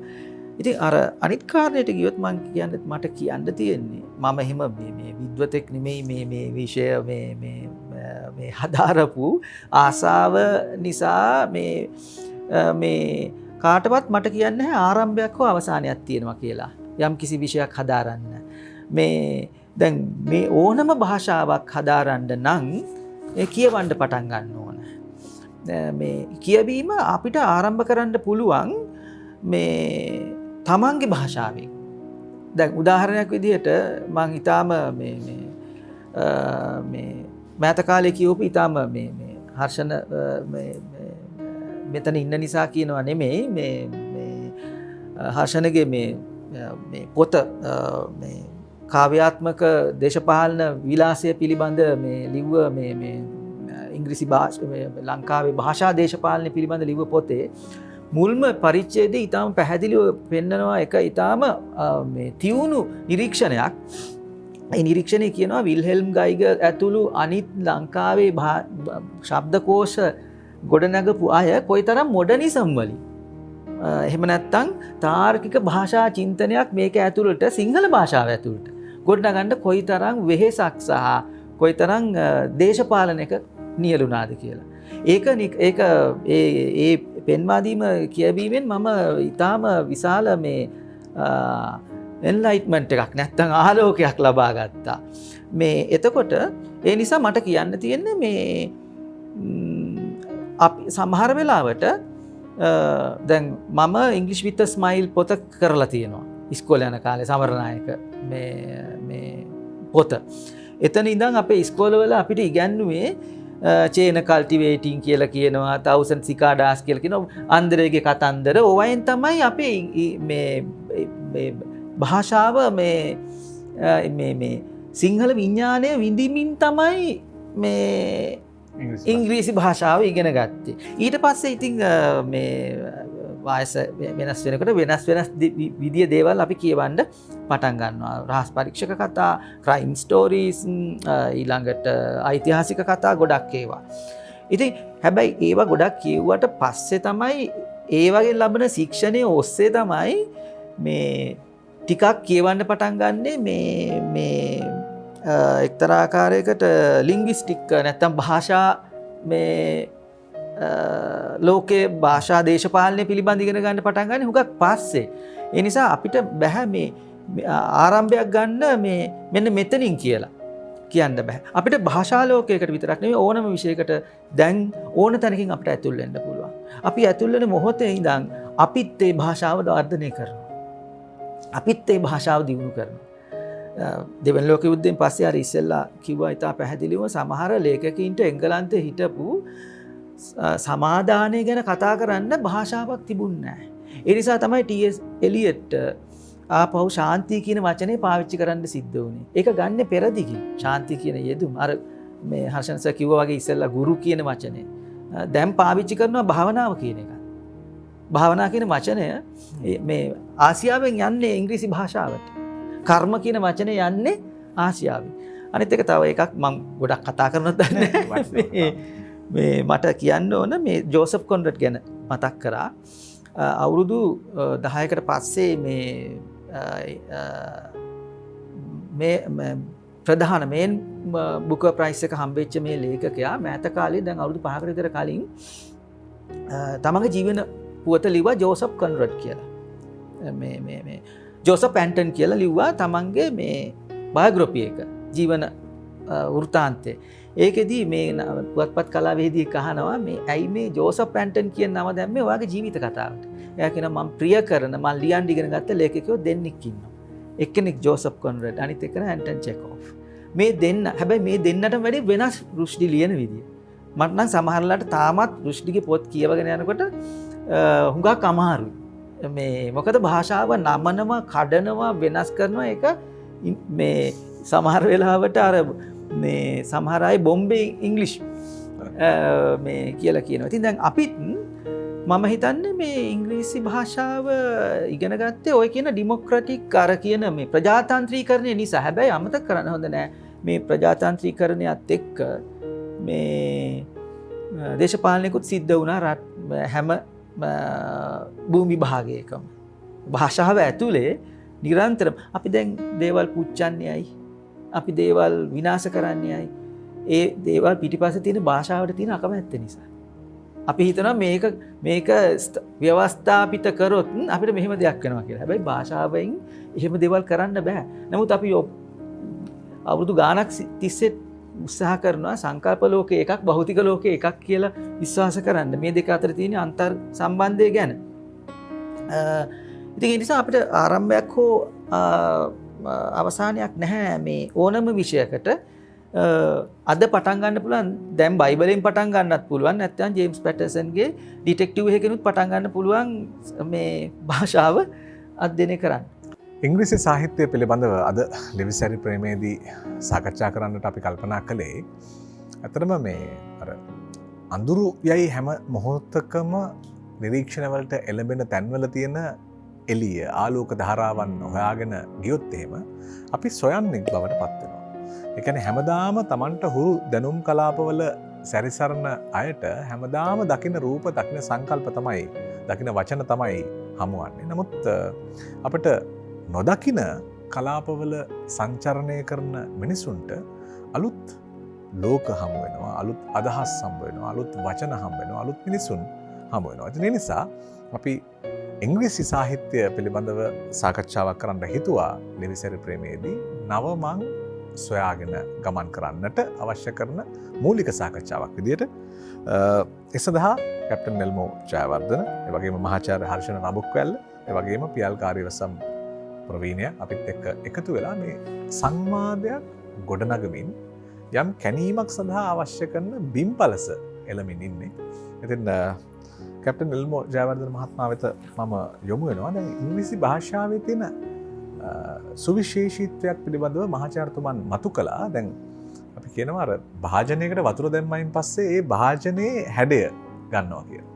දැන් මහාගමසේකර මහත්මයාත් කියලා තියෙනවානේ කුසලානේ මිදිවිෂ දැම්මයින් පස්සේ තියෙන හැඩයයි එතකොට විෂ දැම්මයින් පස්සේ තියෙන හැඩයයි කියන ඒ වගේ මේ ඉංග්‍රීසි භාෂාවත් ඒ දේශ සීමාවට අනුගත වෙන ආකාරය මම හිතන්නේ ඉංග්‍රීසි භාෂාවෙන් ලේඛනයේ යෙදෙන කෙනෙක් විදියට ඔබතුමන් අපිට පැහැදිලි කළ දෙවි. දැන් ලාංකික හැඩයට ඉංග්‍රීසි හැදෙන විදිය නෙවෙයි ඉන්දියානු හැඩයට ඉංග්‍රීසි හැදෙන්නේ. මේ දේශයට අනුව ඉංග්‍රීසි භාෂාව හැඩ ගැහෙන විදිය පිළිබඳව ලාංකික අත්දැකීම් එක්ක මම කැමතියි ඔබතුමත් එක්ක කතා කරන්න. ඔව් ඉතින් ලාංකික කිව්වහම ලාංකික උතන කතන්දර දෙකක් තියෙනවා. එකක් තමයි අපි ඉස්සෙල්ලා ලංකාවේ මේ ගක්ක ඉගෙනුම ලැබේ ඉංග්‍රීසි භාෂාවෙන්. ඒතකොට ඒගොල්ලෝ එළියට ආවිල්ලා ඊට පස්සේ අපේ මේ සිංහල භාෂාව එළියට ආවට පස්සේ ඒ සිංහල භාෂාවෙන් ඉගෙනගෙන ඇවිල්ලා ඊට පස්සේ ඉංග්‍රීසි පොත් ලියන්න දැන් මං හිතන්නේ මගේ මිත්‍රයා මේ සාතර මහත්මයා සිංහලෙන් ඉගෙන ගත්තේ. ඔව් මමත් ඉගෙන ගත්තේ සිංහලෙන්. හරිද? ඉතින් මේ එතකොට ඒක වෙන කතන්දරයක්. අපිට ඉස්සෙල්ලා හිටපු කට්ටිය 1950 ඒගොල්ලෝ ඉංග්‍රීසියෙන් ඉගෙන ගත්ත අය. ඉතින් ඒගොල්ලෝ ලිව්ව ඒවල මං හිතන්නේ එච්චර සිංහල ගතිය තිබුණා කියලා. ඒකේ වැරද්දක් නැහැ. මොකද ඒගොල්ලෝගේ පළපුරුදු හැටියට ඒගොල්ලෝ ලිව්වේ එහෙමයි. හැබැයි අර සිංහලෙන් ඉගෙනගෙන ඉංග්‍රීසි ලියන්න ආපු ඒගොල්ලොන්ට තිබුණ හුඟක් සිංහල ගතිය. ඒක මට තේරුම් කරන්න දන්නේ නැහැ. මේක බෙදලා වෙන් කරලා කියන්න දන්නේ නැහැ. හැබැයි ඒක තේරෙනවා පොතක් කියවනකොට. දැන් අපි රොමේෂ් ගුණසේකරව ගමුකෝ. රොමේෂ් ගුණසේකර මම හිතන්නේ ඉංග්‍රීසියෙන් විතරයි මම හොඳට දන්න කෙනෙක්. එයා ඉංග්‍රීසියෙන් විතරයි ඉගෙන ගත්තේ. එයා රොමේෂ් ගුණසේකර වුණාට ඉතින් එයාට එච්චර සිංහල බෑ. ඉතින් එයාගේ ලිවීම හුඟක් හරිම ලස්සනයි. එයා ලංකාවේ පරිසරය අරගෙන ඉංග්‍රීසි වලින්ම ලිව්වා. මයිකල් ලොන්ඩත් ලිව්වේ තවත් විදියකට. එයා ඉංග්‍රීසියෙන් ඉගෙන ගත්ත කෙනෙක් නේ. නමෙන් අපි දන්නවා. එයාත් බොහොම ලස්සනට ලිව්වා. ඒකට කාල් මුලත් එහෙ වාගේ. එහෙම අලුතෙන් ඉන්නවා අපි රෝඩ් ටු එලිෆන්ට් පාස් ගත්තොත් මගේ මිත්‍රයා නිහල් ඩිසිල්වා. එයා සිංහල සෑහෙන කලවම් කරගෙන තමයි පොත ලියන්න ගත්තේ. ඒ වගේ වෛවාර්ණ මිනිස්සු එක එක විදිහට ලිව්වා. ඒගොල්ලන්ට පරිසරයෙන් භාෂාවට එක්කුණා මිසක් භාෂාවෙම භාෂාවට එක්කුන්නේ නැහැ ඒගොල්ලන්ගේ. ඉතින් සිංහල ලියපු අය, ඒ වගේ ලියපු අය අපි පොත් දෙකක් ගත්තොත් එහෙම දැන් මම ටිකක් එළියට පනිනවා මේ කතන්දරේ. ගත්තොත් එහෙම අපිට අහන්න පුළුවන් ඇයි අපිට එහෙනම් හොඳ පොත් නැත්තේ කියලා ඔච්චර. නෑ අපිට හොඳ පොත් තියෙනවා. මම හිතන්නේ අපිට සෑහෙන්න පොත් තියෙනවා. අපිට ප්‍රශ්නේ වෙලා තියෙන්නේ ලියන මිනිස්සු. ඇයි අද කෙනෙක් පොතක් ලියන්නේ නැත්තේ ඇයි කියලා අහුවොත් කවුද මේක මගේ පොත පබ්ලිෂ් කරා? සරසාවේ ඉන්නවා, විජිතයාපා ඉන්නවා, ගුණසේනලා ඉන්නවා, මොම් පොඩ්ඩයිනේ ඉන්නේ. ඉතින් ඒතකොට මිනිහෙකුව පෙළඹෙන්නේ නැහැ ලේසියෙන් පොතක් ලියන්න. ඉතින් අපේ ඒකෙන් ওই ඉංග්‍රීසි සාහිත්‍ය ලංකාවේ අඩු වෙගෙන යනවා. අනිත් එක ලියන අයත් අඩුයිනේ. මොකද සිංහලෙන් ඉගෙන ගන්න අය ඉන්නේ සම්පූර්ණයෙන්ම. ඉතින් එතකොට ඉංග්‍රීසි ලියන අයත් බොහොම අඩුයි. එතකොට ඒක හින්දාම අඩු වෙලා තියෙනවා ඉංග්‍රීසි ලියන එක. ඒ වුණත් මට හිතෙනවා තාම මෙතන හුඟක් ඉන්නවා කියලා හොඳට ලියන්න පුළුවන් අය. ඔව් දැන් අත්‍තරම මේ අර භූමියේ හැඩය සහ ඉංග්‍රීසි භාෂාව කියලා කිව්වයින් පස්සේ මහාචාර්යතුමනි දැන් මේ භූමියේ හැඩය ගැනීම සහ භාෂාවේ ව්‍යාප්තිය පිළිබඳව ඔබතුමා මුල් අදියරවල මේ පිළිබඳව සැකවින් විස්තර කළා. ඒ දැන් අපි කියනවා මේ ඉන්දියානුවෙක් ඉංග්‍රීසි කතා කරනකොට අපිට ඉතාම හොඳින් අඳුරගන්න පුළුවන් ඔහු ඉන්දියානුවෙක් කියලා. එතකොට දැන් අර ඒ වගේ මේ භූමි හැඩය ගන්න විදිය භාෂාවේ සමහර වෙලාවට මේ ඉංග්‍රීසි සාහිත්‍ය ප්‍රවර්ධනයට ඉංග්‍රීසි භාෂාව ව්‍යාප්තියට මේ බලපාපු ආකාරය පිළිබඳව යම්කිසි තොරතුරක් අපිට ගන්න පුළුවන් නම් වටිනවා. ඔව් මම හිතන්නේ කියන්නේ ඕනම භාෂාවක් අපි ඒකට ඇත්තටම වාග් විද්‍යාවේ වචනිකුත් පාවිච්චි කරනවා contact linguistics. කියන්නේ භාෂා කීපයක් පවතින පරිසරයකට තව භාෂාවක් පැමිණිලා යම් කාලයක් පවතිනකොට අනිවාර්යයෙන්ම මේ භාෂා අතර ගනුදෙනුවක් සිද්ධ වෙනවා. ඒක හරහා මේ භාෂාවල යම් වෙනස්කමකට භාජනය වෙනවා. දැන් එක උදාහරණයක් ඔතන දේශපාලනය සහ බලයත් බලපානවා. දැන් එකක් තමයි අපි ගොඩක්වට කතා නොකරන දේ තමයි ඇමරිකාව කියන්නේ බ්‍රිතාන්‍යයේ යටත් විජිතයක්. එක්තරා කාලයක ඊට පස්සේ ඇමරිකාව බ්‍රිතාන්‍ය සමග මේ නිදහස් අරගලයක් කරලා තමයි ඇමරිකා එක්සත් ජනපදය බිහි වෙන්නේ. හරි. එතකොට එතනදී ඒගොල්ලෝ පැහැදිලි තීරණයක් ගන්නවා අපි ඉංග්‍රීසි කතා කරාට අපි කතා කරන්නේ ඇමරිකන් ඉංග්ලිෂ්. එතනදී දැන් අදටත් ඔයාලට මම හිතන්නේ අර අපේ පරිගණකයට ගිහිල්ලා MS Word වල අපිට පුළුවන් UK English තෝරගත්ත ගමන් ස්පෙලිංස් වෙනස් වෙනවා. කලර් කියන වචනේ ගත්තොත් COLOUR තමයි බ්‍රිතාන්‍ය භාවිතය, COLOR තමයි ඇමරිකන් භාවිතය. ඒගොල්ලෝ කියනවා අයි මේ U එක සද්ද කරන්න ඉතින් U එක අවශ්‍ය නැහැ මේක අයින් කළා දාන්න. ඒක ප්‍රධානම වෙබ්ස්ටර් නොආ වෙබ්ස්ටර් කියන මේ වාග් විද්‍යාඥයා තමයි වෙබ්ස්ටර්ස් ඩික්ෂනරි කියන එක අදටත් භාවිතා වෙනවා. එයාගෙන් තමයි ගොඩක් ආයතනික ගත විදිහට පාවිච්චි කරන්නේ. දැන් ලංකාව හරි ඉන්දියාව හරි ගත්තත් ඒ වගේ දැන් භාෂාව මෙතන කාරණා දෙකක් තියෙනවා. එකක් තමයි දැන් අපි ඉන්නේ ශාස්ත්‍රාලයේනේ, අපි ඉන්නේ පාසලක හරි නැත්නම් ආයතනික ගත පද්ධතියක. ඕක ඇතුලේ භාෂාව භාවිතය බොහොම තදට බැඳලා රෙගුලාසි යටතේ තමයි ක්‍රියාත්මක වෙන්නේ. මොකද අපිට කියන්නේ ගේට් කීපර්ස්ලා කියලා. කියන්නේ අපි දොරටු පාලකයෝ. අපි තීරණය කරනවා මේ දොරටුවෙන් ඇතුල් වෙන්න දෙන්නේ මොනවද, එළියට යන්න දෙන්නේ මොනවද කියලා. එතකොට එතනදී අපි කියන්නේ මේක හරියට මේකේ මේ ග්‍රැමර් එක හරියට තියෙන්න ඕනේ, අක්ෂර වින්‍යාසය හරියට තියෙන්න ඕනේ. ඔය වගේ තීරණ අපිට ගන්න සිද්ධ වෙනවා. හැබැයි ඇත්තටම ගත්තොත් භාෂාවක කියන එක ජීවේ තියෙන්නේ ඔය ශාස්ත්‍රාලය ඇතුලේ නෙවෙයි. පාවිච්චි කරන මිනිස්සු අතර. දැන් මම ඒ වගේ භාවිතයන් ඕන තරම් අපිට බලන්න පුළුවන්. දැන් කැප්ටන් එල්මෝගේ පොතක් ගත්තත් සැමීගේ කතාව ගත්තොත් සැමී පාවිච්චි කරන ඉංග්‍රීසි බොහොම ලාංකීය ඉංග්‍රීසියක්. ඒක මේ ඔයාලට ගිහිල්ලා වාගකෝෂයක හොයාගන්න පුළුවන් ඉංග්‍රීසි නෙවෙයි. ඒක සාමාන්‍ය මිනිස්සු පාවිච්චි කරන ඉංග්‍රීසි. මම ඉතා සරල උදාහරණ දෙකක් දෙන්න. අපි සමහරට මම හිතන්නේ අපිට වඩා ටිකක් පරණ පරම්පරාවයි පාවිච්චි කරන යෙදුමක් තිබ්බා man full upset. අපි කියනවා man full upset කියලා. දැන් ඕකේ ග්‍රැමර් එක ඒක ඉංග්‍රීසි ග්‍රැමර් එකක් නෙවෙයි. එතන තියෙන සම්පූර්ණයෙන්ම සිංහල. මිනිහා හොඳටම අමාරුවෙන් ඉන්නේ. නැත්නම් මිනිහා හොඳටම අපහසුවෙන් ඉන්නේ. හරි man full upset කියන එක ඉංග්‍රීසි භාෂාවේ සෙන්ටෙන්ස් එකක් නෙවෙයි. හැබැයි වචන ටික ඔක්කොම ඉංග්‍රීසි. ඒතර මොකද්ද මේක සිංහලද ඉංග්‍රීසිද මොකද්ද මේ යෙදුම? හැබැයි යෙදුම ඊ타ත්ම අලංකාරයි, ඊ타ත්ම විචිත්‍රයි, අවශ්‍ය දේ ඊ타ත්ම සැකවින් ඊ타ම ලස්සනට කියවෙනවා. පාවිච්චි කරන කෙනාට ගැටලුවක් නැහැ මේක ඉංග්‍රීසිද සිංහලද මේක යම් ආකාරයක මේ ව්‍යාකරණ නීති වලට අනුකූලද නැද්ද කියන එක කල්පනා කරන්න. තව සරල උදාහරණයක් මේ අපි ඔක්කොම පාවිච්චි කරන එක. මට රින් කට් එකක් දෙන්න. රින් කට් එකක් දෙන්න කිව්වහම දැන් ඕක ශාස්ත්‍රාලයෙන් බිහි වෙච්ච දෙයක් නෙවෙයිනේ. ඕක කවුරු හරි පාරේ යන බොහෝ විට සමහරට මේ ත්‍රිවිල් රියදුරෙක් හරි කවුරු හරි පාවිච්චි කරන්න පටන් ගත්ත ඔය යෙදුම. හැබැයි ඒක ඇතුලේ ඊටාම සංකීර්ණ කියවීමක් තියෙනවා. දැන් රින් කට් එකක් දීම තුළ කියනවා හරි මගේ දුරකථනයට ඔයා ඇමතුමක් දෙන්න. ඇමතුමක් දුන්නාම ඔයාගේ නම්බර එක මගේ දුරකථනේ රැඳෙනවා. ඒ හරහා මට පුළුවන් ආපහු ඔයාට කෝල් කරන්න. ඔය මුළු ඒ පාවිච්චි කරන සන්දර්භය අනුව ඒකේ පොඩි වෙනස්කම් වෙන්න පුළුවන්. ඒ මුළු අදහසම අර කෙටි වචන තුන ඇතුලේ ගැබ්බෙනවා. දැන් ඕක ඉංග්‍රීසිත් නෙවෙයි සිංහලත් නෙවෙයි. ඕක වාග් විද්‍යාඥයෙක්ට ව්‍යාකරණානුකූලව කරන්න බෑ. දැන් ඕක මම ඒකට ආවේ දැන් සාහිත්‍යයට සම්බන්ධ කරනවා නම් සාහිත්‍ය ඇතුලේ සාපේක්ෂ වශයෙන් ඔය වගේ යෙදුම් වලට ලොකු අවකාශයක් තියෙනවා. ඉතින් ඒක මේ කැප්ටන් එල්මෝ වගේ සාහිත්‍යකරුවෝ ලංකාවේ අවශ්‍ය තරම් පාවිච්චි කරනවා. දැන් අනික කැප්ටන් එල්මෝ මම හිතන්නේ හොඳ දෙයක් මතු කරා. අර පළවෙනි පරම්පරාවේ ඉංග්‍රීසි රචකයෝ බොහෝ විට ඉංග්‍රීසි පළවෙනි භාෂාවක් හැටියට භාවිතා කරාය. ඒ අයගේ ඔය තරම් දුරට අපිට ඕක දකින්න නැහැ. හැබැයි ඒ සාහිත්‍යයක් ලියවෙන සන්දර්භයේ ඒ සංස්කෘතික ආభాෂය කොහොමදත් નિરાයාසයෙන් මේ සාහිත්‍යයට ඇතුල් වෙනවා. ඒකට හොඳම උදාහරණය තමයි බැද්දේගම. ලෙනාඩ් වුල්ෆ් විසින් රචනා කරපු විලේජ් ඉන් ද ජංගල් කෘතිය. ඒක කියවුවාම ඒකේ තියෙන යම් ආකාරයක රිදම් එක නැත්නම් ඒ කෘතිය දිගහැරෙන ඒ යම් ආකාරයක ඒකට ආවේනික වූ ඒ රටාව හරිම ශ්‍රී ලාංකිකයි.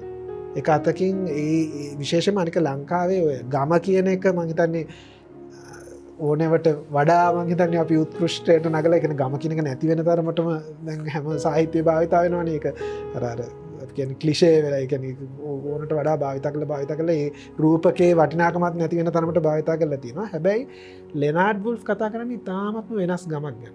සිංහල සාහිත්‍යයේ එන්නේ සාමාන්‍යයෙන් අපේ මේ නිරිත දිග තියෙන තෙත් කලාපීය ගම්මාන පිළිබඳ අදහසක් නේ අපේ සිංහල සාහිත්‍ය ගොඩක් විතර තියෙන්නේ.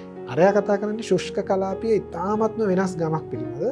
ඒ ගම මම හිතන්නේ මුවන් පැලස් වගේ නාට්‍යයකට ආభాෂයත් එතනින් එනවා මම හිතන්නේ යම් ආකාරයකින්. හැබැයි ඒක ඉතාමත්ම විචිත්‍රයි. ඉතින් ඒ කියන්නේ දැන් සාහිත්‍යයක් මොන භාෂාවෙන් ලියවුණත් ඒ ලියවෙන සන්දර්භයෙන් අනිවාර්යෙන් යමක් ලෙනාඩ් වුල්ෆ් අවුරුදු 20ක් පමණ මෙහි ගත කරපු කාලයෙන් උකහා ගන්න දේවල් ඒක ඇතුලේ තියෙනවා. ඉතින් මම හිතන්නේ හරියටම උත්තරේ ලැබුණාද මන් දන්නේ. මම හිතන්නේ භාෂා භාවිතය කියන එක ඒක වෙනස් වෙනවා. ඒ භාෂාවක් නොමැරී පවතින්නේ ඒ භාෂාව දෛනික වශයෙන් භාවිතා කරන්නන් විසින් ඒ භාෂාවට අලුතෙන් ලබා දෙන ඒ ජීව ගුණය හරහා. බොහෝ විට අපි වගේ ශාස්ත්‍රාලයේ ඉන්න අය කරන්නේ අර ජීව ගුණය මරණ එක. ඕක කොහරි පොතකට දාලා නීතිගත කරලා කියනවා මේක වැරදි මේක හරි. ඒක ඇත්තටම අද කාලේ මම හිතන්නේ ඉතාමත්ම ඒක වැරදි ආකල්පයක්. අපි එතනින් ගැලවෙන්න බලන්න ඕනේ පුළුවන් තරම්. මේ හොඳයි. ඇත්තටම මේ පියල් කාර්යවස මහත්මයා දැන් මේ අපි ඉංග්‍රීසි සාහිත්‍යයේ වෙන කොටසකට මේ ගමන් කරමින් ඉන්නේ. ඇත්තටම මේ මුල් භාෂා අවබෝධය සහ දැන් ඔබ දෙදෙනාම මුල් භාෂා අවබෝධයෙන් ඉංග්‍රීසි භාෂාව ඉගෙන ගත්ත අය. ඒතර මුල් භාෂා අවබෝධයෙන් ඉංග්‍රීසි සාහිත්‍යයට එළඹීම කොයිතරම් දුරට වැදගත්ද කියන කාරණාව මතු කරන්න මම හිතන්නේ මේ සංවාද මණ්ඩපයේ හොඳම මොහොත. මං හිතන්නේ කිසිම භාෂාවක් දන්නේ නැතුව භාෂාව ඉගෙන ගන්න බෑ. අපි භාෂාව ඉගෙන ගන්නේ තව චින්තන භාෂාවක් භාෂා ප්‍රවාහයක් සංකේත පද්ධතියක් ඇතුලේ. හොඳින් හඳුනාගෙන. ඒක ඒක අඳුනාගන්න විදිමත් විදි තියෙනවා අවිධිමත් විදිත් තියෙනවා. එතකොට මේ දැන් අර ශාස්ත්‍රාලීය භාෂාව අපට මේ යම් කිසි ආයතනගත භාෂාවක් තියෙනවා නම් ඒ භාෂාව ඒ ශාස්ත්‍රාලයට හෝ ඒට සම්බන්ධ වෙන ආයතන පද්ධතියට වග කියනවා. නේ? දැන් අපි මෙතන භාෂාවක් පාවිච්චි කරනවා නම් මේ අපි මෙතන පාවිච්චි කරන භාෂාව තව කාට හරි ප්‍රශ්න කරන්න පුළුවන්. මොකද අපි මෙතනට ආවෙන් පස්සේ එතන බැඳිලා ඉන්නවා අපි පාවිච්චි කරන වචන සම්බන්ධයෙන්. එතකොට අපි මේ අනිත් කාරණය තමයි හැම භාෂාවක්ම ශ්‍රමයත් එක්ක මිනිස්සුගේ ක්‍රියාකාරකම් එක්ක සම්බන්ධයි. දැන් අපි මුලදී කතා කරා මේ ජන සාහිත්‍ය. ජන සාහිත්‍ය සම්පූර්ණයෙන්ම ගොඩනැගෙන්නේ ඒ එදිනෙදා ඒ සමාජයන් වල තිබිච්ච මේ පැවැත්ම උඩ. ජන කතාව ගත්තත් ජාතක කතාව ගත්තත් මේ ඊළඟට ජන කවිය ගත්තත් ශ්‍රමයත් එක්ක ලොකු සම්බන්ධයක් තිබුණා. එතකොට ඒ වගේ මේ මුල් ඕනම මට නැවත කියන්න තියෙන්නේ අර මූලිකව අපි මේ භාෂාවක් ඉගෙන ගන්නකොට හැම වෙලාවකම මේ අපි තවත් භාෂාවක් ඉගෙන ගන්නවා. ඒ සමහරලාට ඒක සංස්කෘතික මැදිහත් වීම නිසා වෙන්න පුළුවන්. දැන් අපි පාලි සංස්කෘතිය ඉගෙන ගන්නේ. අපි මේ ඉස්කෝලේ ගියයින් පස්සේ මේ පන්සිල් පද 5 කියනවා. මේ එතකොට අපිට ඒක ආගමික මැදිහත් වීමක් තියෙනවා ළමයා ශික්ෂණ ගත කරන්න. එතකොට ඉබේම කවුරු හරි සුද්ධ වූ බයිබලය කියවුවා නම් පාසල් යද්දී එයාට ඒ ආගමික මැදිහත් වීමත් එක්ක එයාට බයිබලය ඉංග්‍රීසියෙන් කියවුවා නම් මුල් කාලේ කට්ටිය ඊටම කුඩා අවදියේදී ඉංග්‍රීසි භාෂාවේ ප්‍රවීණයෙක් බවට පත් වෙනවා. මොකද දේවස්ථානයට යන්නේ ඔක්කොම මේ දේශන පවත්වන්නේ පූජකවරු විසින් පවත්වන ඉංග්‍රීසි භාෂාවෙන්. දැන් මම දන්නවා හොඳ ආකාරවම මහාචාර්ය සරච්චන්ද්‍ර මුල් කාලීනම විද්වත්තු බොහෝ දෙනෙක් උපතින් කිතුණු භක්තිකයෝ. එතකොට ඒගොල්ලන්ට ඒ පහසුකම ඉබේම ලැබුණා. යටත් විජිත කාලේ ඒගොල්ලෝ ඉගෙන ගත්තේ ඉංග්‍රීසි භාෂාවෙන්. හැබැයි මම නැවතත් කියන්න ඕන එහෙම ඉගෙන ගත්තට විශේෂයෙන් වික්‍රමසිංහ සහ වික්‍රමසිංහ එහෙම මේ ක්‍රිස්තියානි භක්තිකයෙක් හැටියට වැඩිච්ච කෙනෙක් නෙමෙයි. නමුත් ඔහු ඇසුරු කරේ සම්පූර්ණම ඒ සාහිත්‍ය. නමුත් ඒ ලබාගත් ඒ ඉංග්‍රීසි ශික්ෂණය ඊටාම සුමට කරගෙන අපි අද කතා කරන භාෂාවටත් වචන එකතු කරන්න ඔවුන්ට පුළුවන් වුණා. විශේෂයෙන් සරච්චන්ද්‍ර සහ මාර්ටින් වික්‍රමසිංහ ඊට පස්සේ සෙනරත් පර්ණවිතාන ඒක ගොඩාක් ලොකු ලිස්ට් එකකට අපිට මේ එකකට ගමන් කරන්න වෙනවා. එතකොට මේ භාෂාව ප්‍රශ්නේ තියෙන්නේ භාෂාව අර ප්‍රජාතන්ත්‍රීකරණයට ලක් කරනවා වගේම මම නම් හිතනවා අර වගේම යම්කිසි ශික්ෂණයකුත් හැම වෙලාවක ලබා දිය යුතුයි. එහෙම නැත්තම් වෙන්නේ sannivedana බාධක ඇති වෙනවා. මේ sannivedana බාධක වලින් වෙළඳ ලෝකේ ජය ගන්නවා. ඒකයි මම කියන්නේ. මම හැම වෙලාවෙම කියන්නේ මේ භාෂාව ඇතුලේ දේශපාලනයක් තියෙනවා. මේ භාෂා පාවිච්චි කිරීම. දැන් බලන්න අපේ මාධ්‍ය හරහා පාවිච්චි කරන භාෂාව නිසා අද අපිට ප්‍රජාතන්ත්‍රවාදයක් විකුණන්න පුළුවන්. අද අපිට සමාජවාදයක් විකුණන්න පුළුවන්. අද අපිට බියුටි ගැන අදහසක් විකුණන්න පුළුවන්. ඒ විකිණීම නිසා විකුණන්න පටන් ගත්තයින් පස්සේ අර ප්‍රජාතන්ත්‍රීකරණය ඇතුලේ ඒක කවුරුත් ප්‍රශ්න කරන්නේ නැති නිසා ඒක මාර්ගය කරගෙන මිනිස්සුගේ සූරා කෑමට පත් කරනවා දිගින් දිගට. සමහර වෙලාවට අපි ඇඳුමක් ගන්නකොට අපි ඇඳුම ගන්නේ ඇඳුමේ තත්ත්වය ඇඳුමේ භාවිතයේ තියෙන පහසුව නිසා නෙමෙයි ඇඳුම ඇඩ්වර්ටයිස් කරලා තියෙන භාෂා ලෝකයෙන් අපිව හිර කරනවා. ඒක මේවා ගැන මම හිතන්නේ දැන් මේවා ගැන අනිත් පැත්තෙන් ඊටාම මේ සංස්කෘතික මේ විපරිණාමය සහ මේ විපරිවර්තනය සහ මේ කරන පීඩනය භාෂා ලෝකයේ ඇතුලේ සල්මන් රුස්ඩිලා වගේ අය නවකතාවේ පාවිච්චි කරනවා. මේ භාෂා ලෝකයේම ඒකට ප්‍රතිවිරෝධී ලෝකයක් ගොඩනගනවා. විශේෂයෙන් රුස්ඩි, වික්‍රම්සෙත්, ඊළඟට අමිතාව් ഘോഷ් අමිතාව ගෝස්ගේ මම මේක කියනවා මෑත කාලේ මම ඉතා අපූර්ව නවකතාවක් කියවුවා ග්ලාස් පැලස් කියලා. ඒක ඇවිල්ලා අවුරුදු 10ක් විතර ඇති. ඒක ලංකාව ගැන නිතර සඳහන් වෙනවා. අමිතාව ගෝස් කාලයක් ලංකාව හිටපු නිසා. ඔහුගේ නවකතාවේ කොයිතරම් ප්‍රබල විදිහට කතා කරනවාද මේ බුරුම රජය බුරුමය යටත් කරන්න මූලික හේතුවක් තමයි දැව නිෂ්පාදනය. ඒම තිබිච්ච මේ තේක්ක නිෂ්පාදනය සහ අනිත් මේ භූමි භාගයන් දෙවනි ලෝක යුද්ධයට එනකොට රබර් නිෂ්පාදනය දක්වා වෙනස් වෙනවා. එතෙක් කාලයක් වැඩවසම් සමාජයේ දැවවලට තිබිච්ච වටිනාකම වඩා වැදගත් වටිනාකමක් බවට පත් වෙනවා රබර් ගහ සිටවීම. රබර් කොහෙද හිටවන්නේ? මේ අපේ මේ මැලේසියාවේ ඉඳන් අපේ මේ කලාපේ. එතකොට අපේ භාෂා ලෝකයේ රබර් සෙරෙප්පු දෙක එනවා. ඒකත් එක්ක මේ ප්‍රාග්ධන නිෂ්පාදනයන් එක්ක මට මතකයි අපි පොඩි කාලේ කියන්නේ වෙළඳ නාමයක් සෙරෙප්පු දෙකට. මම ඒක කැමති නැහැ පාවිච්චි කරන්න. අපි කියන්නේ වෙළඳ නාමයක්. අපි දත් බෙහෙත් වලට පාවිච්චි කරේ අකුරු දෙකකින් සඳහන් වෙළඳ නාමයක්. එතකොට ඒකෙන් භාෂාව නිෂ්පාදනය වුණා. අද මේ සමහර වෙලා එතකොට ඉතින් මේක ටිකක් සංකීර්ණ වගේම රසවත් ඒ වගේම අධ්‍යයනය සඳහා පොළඹවන සුළු දෙකුත් මේක ඇතුළේ තියෙනවා. මේ දෙකම අවශ්‍යයි මං කියන්නේ. මේ ශික්ෂණයත් අවශ්‍යයි.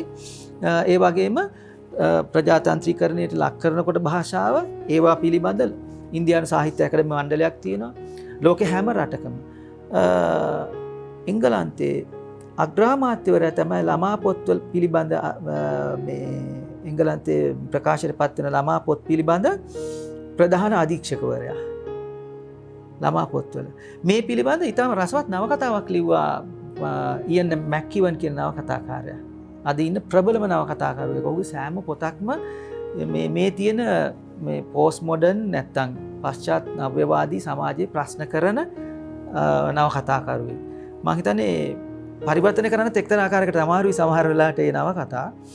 ඉතින් ඒ වගේ මේ ශික්ෂණයකුත් භාෂාව ඇතුලේ තියෙන්න ඕන. අතරම දැන් අර මම කිව්වේ මේ නාට්‍යකරුවාගේ භූමිකාව හරි වැදගත් ඕනම තැනකට.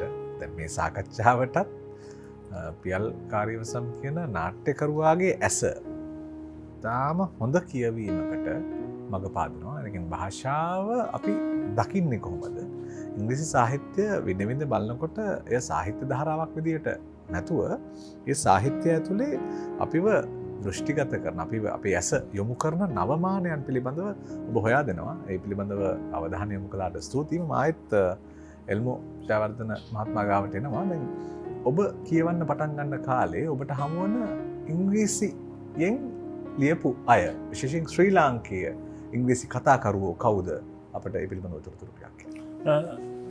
ඒ කාලේ ඇත්තම කියනවනම් මම ඔය කියන කාලේ එච්චර ඉංග්‍රීසියෙන් ලියපු අය හිටියේ නැහැ ලංකාවේ. තිබුණත් මම එච්චර මට දැනුමක් නැහැ ඒ දවස්වල කවුද හිටියේ කියලා. ඉතිහාස පොත් වගේක් නම් මං කියෙව්වා.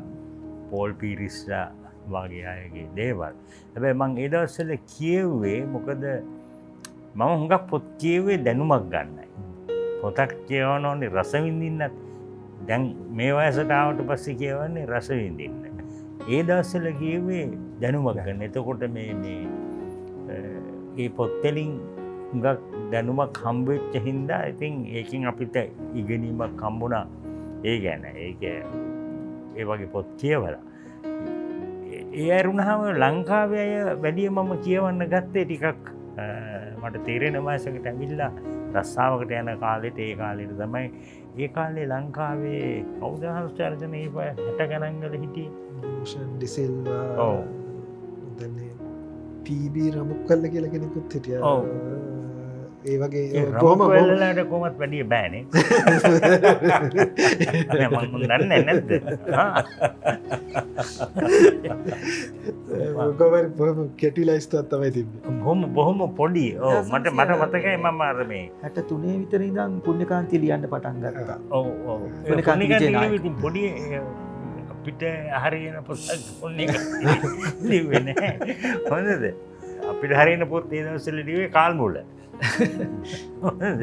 ඉතින් ඒ වගේ ඒ කාලේ එච්චර තිබුණේ නැහැ. මම හැබැයි මට මතකයි මම කියවුවා මේ වීරමන්ත්‍රී ජස්ටිස් වීරමන්ත්‍රීගේ පොතක්. ඒක ඉංග්‍රීසි තේරුම් නෑ අපිට. එහෙමත් ප්‍රශ්න තිබුණානේ. ඉතින් මොකද අපිට සරල ඉංග්‍රීසි විතරයි තේරෙන්නේ. ඊට පස්සේ තමයි දෙයක් තේරුම් ගන්න ගත්තේ. ඉතින් ඒ අතින් ගත්තම දැන් අද සරසවියට ගියොත් වජිතාවකාට ගියොත් තියෙනවා ලංකාවේ මිනිස්සු පොත් ලියලා සෑහෙන්න ගාණක් තියෙනවා. ඉතින් ඒක හරි ලොකු දෙයක්. ඒක අපිට ලොකු ජයග්‍රහණයක් හැටියට ගත්ත එක. මොකද ඒකෙන් දැන් ඔය පොත් තියෙන එකෙන් දැන් මේක මම මේ පීලි පනිනවද මන් දන්නේ නැහැ මේ මං කියන එකෙන් මම මේ දවස්වල මේ ඉංග්‍රීසි පොත් තියෙන පුස්තකාල අරිනවා මේ ගමවල වලට ගිහිල්ලා. මොකද අපි දැන් මිනිස්සුන්ට ඉංග්‍රීසි උගන්වන්න ඕන තමයි. ඉංග්‍රීසි හුඟක් වෙලාට ඉස්කෝලේ ඉගෙනුවාට ඒ ළමයින්ට සමහරලාට ගමකමට පොතක් නැහැ. දැන් මම දැක්කාර සරසවියේකේ ඒ මහත්මිය ලියලා තියෙනවා පොත් ලංකාවේ රජුරුවන්ලා ගැන ඉංග්‍රීසියෙන්. හරිම ෂෝක්. ඒකෙන් රජතුමා ගැන ඉගෙන ගන්නවා ඉංග්‍රීසිත් ඉගෙන ගන්නවා. දැකලා තියෙනවද ඒවා? ඒ හරි ඒක වැඩි ගානකුත් නැහැ. ඒ වගේ පොත්. ඒවා හරිම වටිනවා. ඒ වගේ පොතක්. ඉතින් ඒ වගේ දැන් සෑහෙන පොත් තියෙනවා. ඉතින් අපි කියන කාලේ නම් ඉතින් ඊට වැඩි දෙයක් මට කියන්න නැහැ. ඊට පස්සේ කාලෙක තමයි වැඩි හරිය මතක නම් ටිකක් මොකද ගෞරවයක් විදිහට ඉංග්‍රීසි සාහිත්‍යයේ හිටපු මතක් කරන මම හිතන්නේ ඊටාම ගෞරවයක් වෙනවා. භූෂන් ඩිසිල්වා එක නමක් ග්‍රාස්වමයි ෆීට් එතකොට හිටියා විජේතුංග ආර්යල් ස්පිටල්ස් එයා සුද්දෙක්. ලෙනාඩ් වුල්ෆ් හැවෙති අර ලංකාවේ ඉංග්‍රීසි සාහිත්‍ය ඇතුලේ නම් දෙකක් කියවෙනවා. ක්‍රිස්ටීන් විල්සන් ලෙනරෝල් කියලා හිටියා. ස්පිටල්ගේ දුව ලිව්වා ක්‍රිස්ටීන් විල්සන් ඉතාම හොඳ මේ පොත්පත් කීපයක්. අනිත් එක මේ ඉතාම ඉස්සෙල්ල මට එකට එකතු කරන්න හිතුණා මේ ලෙනාඩ් වුල්ෆ්ගේ නවකතා විතරක් නෙමේ තිසර ප්‍රකාශකය ඔහුගේ ඩයරිස් එකතු කරලා තියෙනවා.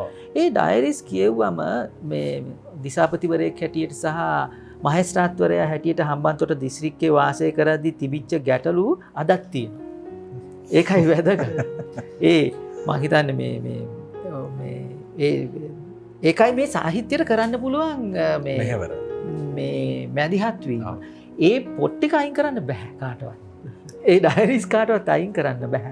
මොකද තිසර ප්‍රකාශකයකේ වගේම ඒක වෙනත් භූමි භාගයක තියෙන්න පුළුවන්. අර අපි ග්‍රීක භාෂාව හොයාගෙන ගියා වගේ. එතකොට මේ මම තව දෙයක් මම එකතු කරන්න මම විශ්වාස කරන දෙයක් තමයි මම ඒක ගැන ගැඹුරින් අධ්‍යයනය කරලා නැහැ. වුල්ෆ්ට එහෙම ලියන්න පුළුවන් වුණේ බ්ලූම්ස්බෙරි කියලා කණ්ඩායමක් තිබුණා එංගලන්තයේ. මේ භාෂා ඒකේ එයාගේ බිරිඳ හිටියා වර්ජිනියා වුල්ෆ්. තව කීප දෙනෙක් හිටියා සිම්ප්සන් කියලා හිටියා විචාරකයෙක්. මේගොල්ලන්ගේ මේ ගෲප් එක නිසා ඒගොල්ල කවියෝ.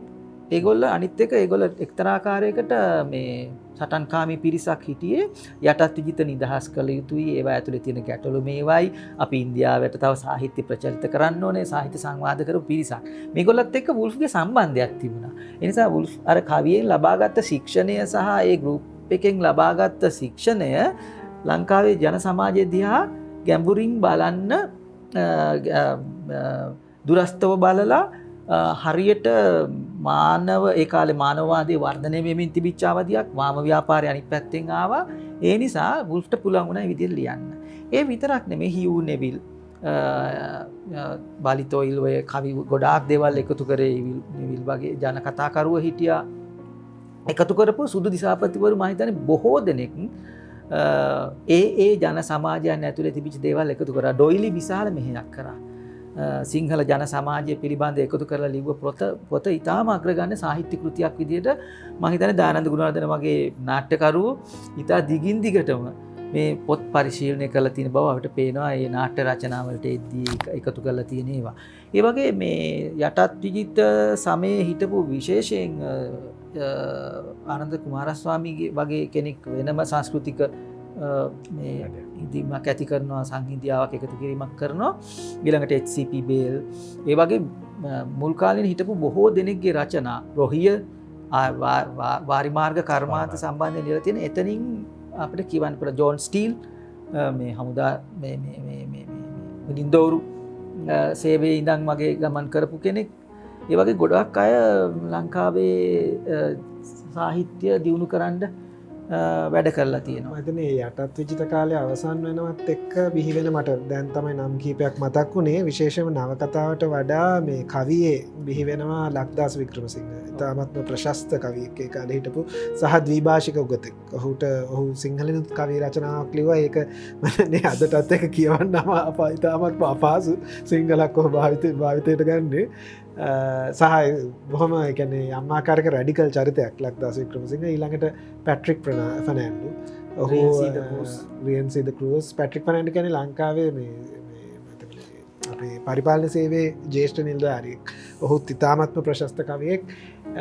ඉන් පස්සේ තව පරම්පරාවක් එනවා ජීන් අර්සනායකම් රෙජී සිරිවර්ධන ඊළඟට කාල් මල වගේ ඊළඟට ජේම්ස් ගුණවර්ධන නවකතාකරුවෙක් ජේම්ස් ගුණවර්ධන තමයි ලංකාවේ ප්‍රථම වතාවට ජාත්‍යන්තර ප්‍රකාශකයෙක් එක්ක නවකතාවක ඔහුට පෙන්ගුයින් ඉන්ඩියා විසින් ඔහුගේ නවකතා ප්‍රකාශයට පත් කරනවා. ඒ පරම්පරාව ඉන් පස්ස එන පරම්පරාවත් තමයි මතන අපේ කැප්ටන් එල් මොහිම අයත්වෙන්නේ. අනිත් එක මට තව දෙයක් මතක් කරන්න ඕන ජීවිතය අවසාන කාලේ පොත් ලියන්න පටන් ගත්තේ ඉතාම විශිෂ්ට කෘති දෙකක් ලිව්වා තිස්ස අබේසේකර ඉංග්‍රීසියෙන්. ඒක මතක් කරන්න ඕන. ඒ පොත් දෙක මං හිතන්නේ ඇති හදාරන අයට බිගින් ටෝනි හෝම් සහ හෝලි පීක් හෝලි කින්ඩම් කියන පොත. ඒ පොත් දෙකම ඉතාම වැදගත් සාහිත්‍ය කෘති දෙකක් ඉංග්‍රීසි භාෂාවෙන් සිනමාකාරුවෙක් අතින් ලියවිච්ච. බ්‍රිගින් ටෝනි හෝම් සම්මානයක් දෙනවා මට මතක නෑ මොන වසරේද කියලා. ඔය පොත් ගැන කියන හින්දා මම කියන්නේ මම මේ කියවපු වටිනාම පොතක්. ඒ කියන්නේ මේ සාහිත්‍ය ගැන විතර නෙමෙයි ඉතිහාසය ගැන අරන් බලලා මේ පොත දිහා බැලුවොත් AC අලස් මහත්මයා ලියපු පොත 71 කැරැල්ල ගැන. මොකද මේ මට හරියට හිතෙනවා ඒ වගේ දෙයක් ගැන මම කියන්නෙත් මේක බලාගෙන ඉන්න සමහරලාට ඒ පොත හොයන්න පුළුවන් පොත නෑ ගන්න. ඒත් ඉතින් කවුරු හරි කායි පරිවර්තනය කර මොනවා හරි කරන්න පුළුවන්. මොකද ඒ කතන්දරේ 71 කතන්දරේ අපි මෙතන ඉන්න අයම ඇති වෙන අදහස් තියෙන අය ඒක ගැන. නමුත් ඒකෙත් ලොකු කතන්දරයක් තිබුණා. ඒක දැන් මේ නූතන තරුණයන්ට එහෙම කියවන්න තියෙන්න ඕන. සිංහලෙන් හරි ඉංග්‍රීසියෙන් හරි කමක් නැහැ. මොකද මම ඒ ආදර්ශ මහත්මයාගේ පොත නිකන් ඉන්නකොටත් අරගෙන කියවනවා. මුළු පොතම නෙමෙයි. හරි කනගාටුයි ඒ වගේ පොතක් කෙනෙකුට ගිහිල්ලා ගන්න බෑ කියන එක. මට තේරෙන්නේ නැහැ ඇයි කියලා මේ ඒක ආයි මුද්‍රණය කරන්නේ නැත්තේ. මම ඒත් හොයාගෙන ගියා. එයාගේ පුතෙක් ඉන්නවා. එයාට මං කිව්වා මේක ලොකු වටිනාකමක් තියෙන පොතක්.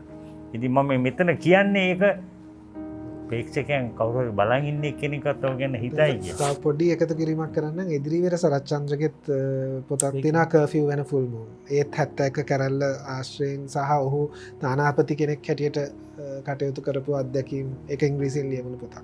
තවත් සරච්චන්ද්‍ර මහාචාර්යතුමා පොතක් ලිව්වා බෙගින් බවුල්ස් කියලා. අන්න ඒක තමයි මම හරි කර්ෆියු වෙන ෆුල් මූන් මේ 71 කැරැල්ල ගැන බෙගින් බවුල්ස් කියන පොත මේ ඒක ඉතාම මේ ගල්ලච්චුවේ ගහනවා කියලා කියන්නේ ඒ වගේ තමයි ඩොක්ටර් සරච්චන්ද්‍ර එක ගහලා තිබුණේ. ආපහු print කරන්න පුළුවන් නම් ඉතාම මේ මුද්‍රණය කරන්න පුළුවන් නම් ඉතාම වැදගත්. ඉතාම රසවත්ව විදේශ සේවය ගැන විදේශ සේවයට යන අයට මොකද වෙන්නේ කියන එක ගැන ලියලා තිනවා. අනිත් එක අර කිව් එකට තව පොත් එකතු කරන්න ඕන එල්මෝ ජයවර්ධන මහත්මයා මේ AC අලස් මේ අග විනිසුරුතුමා 71 කැරැල් විතරක් නෙමෙයි බණ්ඩාරනායක ඇසසිනේෂන් එක ගැන ඝාතනය පිළිබඳ ඊළඟට දඩේම චිත්‍රපටි සඳහා පාදක වෙච්ච මිනිමැරුම ප්‍රසිද්ධ මිනිමැරුම රත්මලි ගුණ මහිතන ඒ ඝාතනය පිළිබඳ ඒ පිළිබඳ මේ ප්‍රධාන පෙළේ නඩු තීන්දුව ආශ්‍රය කරගෙන ඉතාම විචිත්‍ර භාෂා මේ නීති භාෂාවත් ඉගෙන ගන්න පුළුවන් විදියට ඉතාම මේ පොත් ගණනාවක් එකතු කරලා තියෙනවා. ඒවා නැවත මුද්‍රණය වෙනවා නම් මම හිතන්නේ ළමින්ට පුළුවන් තව අධ්‍යයනය කරන අයට පොඩි එකතු කිරීමක් කරන්න දෙනු මේක ඓතිහාසික වැදගත් කාරණයක්. ලංකාවේ රහස් පරීක්ෂක ශානරය ආරම්භ වෙන්නේ SWRD බණ්ඩාරනායකගේ රචනායක. එයා ජෝන් රත්නායක කියලා චරිතයක් ෂර්ලොක් හෝම්ස් බොහොම පදනම් කරගෙන ශ්‍රී ලංකාවේ රහස් පරීක්ෂකවරයෙක් නිර්මාණය කරනවා. ඒවා කෙටි කතා වශයෙන්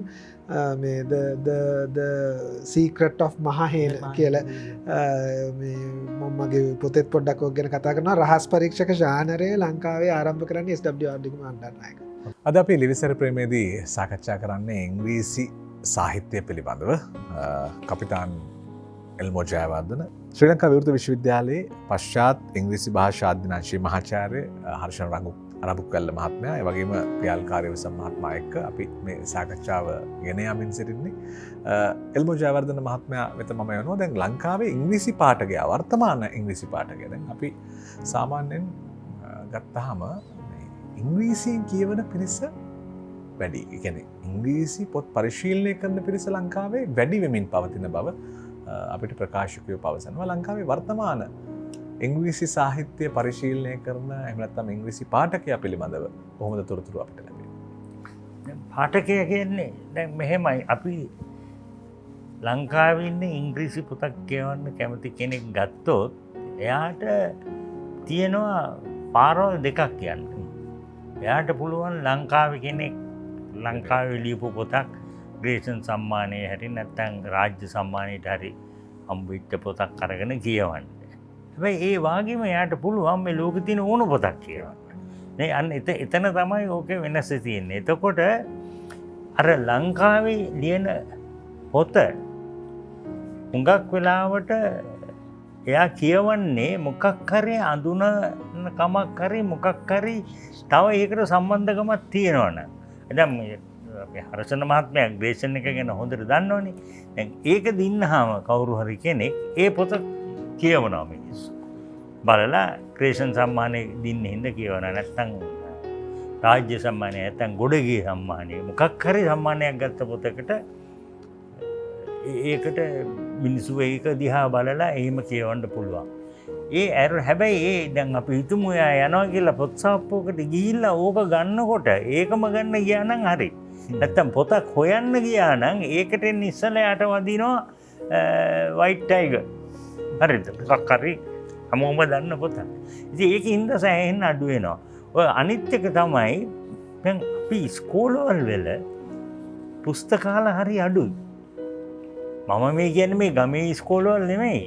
සාමාන්‍යයෙන් ඉස්කෝලේ වෙලා හරි තව ඔයිට වැඩිය කියවෙනවා නම් දැන් මම හුඟක් මේක ගැන උනන්දු වෙනවා මිනිස්සුන්ට කියන්න. මොකද රස්සාවකට ගිය ගමන් සම්මුඛ පරීක්ෂයෙන් ගිය ගමන් ආන්නේ ඉංග්‍රීසියෙන් good morning කියලා පටන් ගන්න. ඉතින් එතකොට එතනින් 15 උසාවියෙන්ම නඩුව විසි කරන්න වෙනවා. මොකද කතා කරගන්න බෑ. ඉතින් ඒකේ හින්දාම අපි මේ ළමයින්ට අර මේ පොත් කියවන්න දෙන්න ඕන. ඒ තියෙන පොත් මදි. දැන් අපි හිතමු දැන් මං කිව්වා ආයෙ මං කියනවට සමාවෙන්න. ඒසි ඇලස් මහත්තයාගේ ඔය 71 කැරැල්ල වගේ පොතක් අද එළියට ආව නම් සාප්පුවක තියෙනවා නම් ඕක ගන්න. මං හිතනවා අද ඒක හුඟක් හොඳට විකිනේ. මොකද මිනිස්සුන්ට දැන් දේශපාලනය ගැනත් අමුතු අදහස් තියෙන්නේ. මොකද්ද මේ උනේ කියලා දැනගන්නනේ. මම මේ දේශපාලනයක් ගැන කතා කරනව නෙමෙයි. ඉතින් ඒ වගේ පරණ පොත් තියෙනවා. දැන් වැඩි ඕනේ නැහැ. අපි ඇත්තම මේ ලෙනාඩ් වුල්ෆ්ගේ විලේජ් ඉන් ද ජංගල් කියන පොත මං දන්න විදියට මම කියවලා තියෙන පොත් හැටියට මං කියපු ලස්සනම පොතක්. දෙකම කියලාත් කියවන්න පුළුවන්. හරිද? ඒ වුණාට අර විලේජ් ඉන් ද ජංගල් කියන එක බොහොම වටිනා පොතක්. අනිත් ඒ පොත රුපියල් 150යි. මං අන්තිමට ගන්න පොත. බොහොම පොඩි ගාණක්නේ. ගුණසේනලගෙන් 150 කරගත්තා. ඒකට මිනිස්සුන්ට තේරෙන්නේ නැහැ කොච්චර වටිනවද කියලා ඒ පොතනේ. මං හිතන්නේ මේ හර්ෂණ මහත්මයා මාත් එක්ක මේ පියල් මොකද කියන්නේ ඔය කියලා තියෙන්නේ. ඒ කියන්නේ ඒක අන්තිම ලස්සන පොතක්. මම ඒකම හිතන්නේ 3 පාරක් විතර කියවලා තියෙනවා. ඇත්තටම දැන් මහාචාර්ය හර්ෂණ නබුක්කල්ල මහත්මයා ගාවට මම යොමු වෙනවා. දැන් අපි අර ආපහු පොඩ්ඩක් ඉංග්‍රීසි සාහිත්‍ය පැත්තට ගමන් කරොත් එහෙම ශ්‍රී ලාංකීය නොවන ඉංග්‍රීසි සාහිත්‍ය පැත්තට ගත්තොත් එහෙම මේ දැන් ඔබතුමන් මතක් කරා ජෝන් මිල්ටන් වගේ චරිත, චාල්ස් ඩිකන්ස් වගේ චරිත. එතකොට දැන් විවිධ ජාතිකයෝ විවිධ ආකාරයෙන් ඉංග්‍රීසි සාහිත්‍යය පෝෂණය කරන්නට එකතු වෙලා ඉන්නවා. දැන් එහෙම ගත්තයින් පස්සේ වර්තමාන ඉංග්‍රීසි සාහිත්‍යය ගොඩක් වෙලාවට මේ අර ඉංග්‍රීසි ජාතිකයන් නොවන අය විසින් තරමක් දුරට අත්පත් කරගනිමින් සහ සම්මාන ලබමින් ඉන්නවා. මේ නූතන ඉංග්‍රීසි සාහිත්‍ය ප්‍රවණතාවයන් පිළිබඳව අවධානය යොමු කරන්න මම ඔබතුමාට ආරාධනා කරනවා. ඒක වැදගත් කාරණයක්. මම හිතන්නේ එතනදී දැන් මම කිව්වා වගේ දැන් අපි ගත්තොත් මම පොඩ්ඩක් ලංකාවටත් එක්කම පටන් ගන්න. ලංකාවෙත් දැන් මම ග්‍රේෂන් භාරයේ නියෝජනය කරනවා. මම ග්‍රේෂන් භාරයේ සමාජිකයෙක් හැටියට වැඩ කරනවා. ග්‍රේෂන් භාරය ආරම්භ වෙන්නේ 1993 දී ශ්‍රී ලාංකීය සම්භවයක් තියෙන මයිකල් ලොන්ඩාජේ බුක සම්මානය දිනනවා. ඔහුගේ ඉංග්ලිෂ් පේෂන්ට් කියන නවකතාවට. ඒ ලැබෙන මුදල් වලින් ඔහු භාරයක් ආරම්භ කරනවා ශ්‍රී ලංකාවේ ඔහුගේ මවගේ නමින් ඩොරිස් ග්‍රේෂන් නමින් ශ්‍රී ලංකාවේ ඉංග්‍රීසි සාහිත්‍ය ප්‍රවර්ධනය කිරීම සඳහා. ඒකට ඇතුල්වීමට තියෙන එක සුදුසුකමක් තමයි ඔබ ශ්‍රී ලාංකීය වැසියෙකු සහ ශ්‍රී ලංකාවේ ජීවත් වෙන කෙනෙක් බවට ඔප්පු කරන්න ඕනේ. ඒ සඳහා ඔබගේ පොතක් ඇතුළත් කිරීමට ඒ වගේ ලංකාව ඇතුළෙම රාජ්‍ය සාහිත්‍ය උලෙත් ඉංග්‍රීසි සාහිත්‍යයට ලැබෙනවා. ඒ මම දන්න තරමින් ගොඩගේ සාහිත්‍ය උල්ලෙදිත් හැබෙනවා. මේ ළඟක් වෙනකං තිබ්බා මේ නැෂනල් ෆෙයාවේ ලිටරරි සාහිත්‍ය එක දැන් මං හිතන්නේ ක්‍රියාත්මක වෙන්නේ නැහැ. ඒ සාහිත්‍ය උත්සවෙත් ඉංග්‍රීසි භාෂාවෙන් පළවෙනි පොත් සඳහා ලැබෙනවා. ඊට අමතරව අපි ජාත්‍යන්තර මට්ටමට ගියාම බුක සම්මානය පුලිත්ස ප්‍රයිස් එක මේ දෙක තමයි ලෝකෙ තියෙන විශාල සහ නොබෙල්. හැබැයි නොබෙල් ඉංග්‍රීසි වලට පමණක් සීමා වෙන්නේ නැහැ. ඒක වෙන සාහිත්‍ය වලටත් හම්බෙනවා. ඊට අමතරව බුක ප්‍රයිස් එකේම ආසියාතික එඩිෂන් එකක් පටන් ගත්තා මෑන් ඒෂියා බුක ප්‍රයිස් කියලා. ඒකත් මම හිතන තාමත් ක්‍රියාත්මක වෙනවා. ඊළඟට ඉන්දියාවේ තියෙනවා ජයිපුර් සාහිත්‍ය වලටත් සමග දෙන DSC ප්‍රයිස් කියන එක. දැන් ලංකාවේ සාහිත්‍යයත් මේ සම්මාන වලට පාත්‍ර වෙලා තිනවා. ශෙහාන් කරුණාතිලක කියන රචකයා ඔහු Chinaman the legend of Pradeep Mathew Pradeep එක සිංහලට පරිවර්තනය වෙනවා දිලීප අබේසේකර විසින්. චයිනමන් ප්‍රදීප් මැතිව්ගේ ක්‍රිකට් ප්‍රවාදය කියලා මං හිතන්නේ.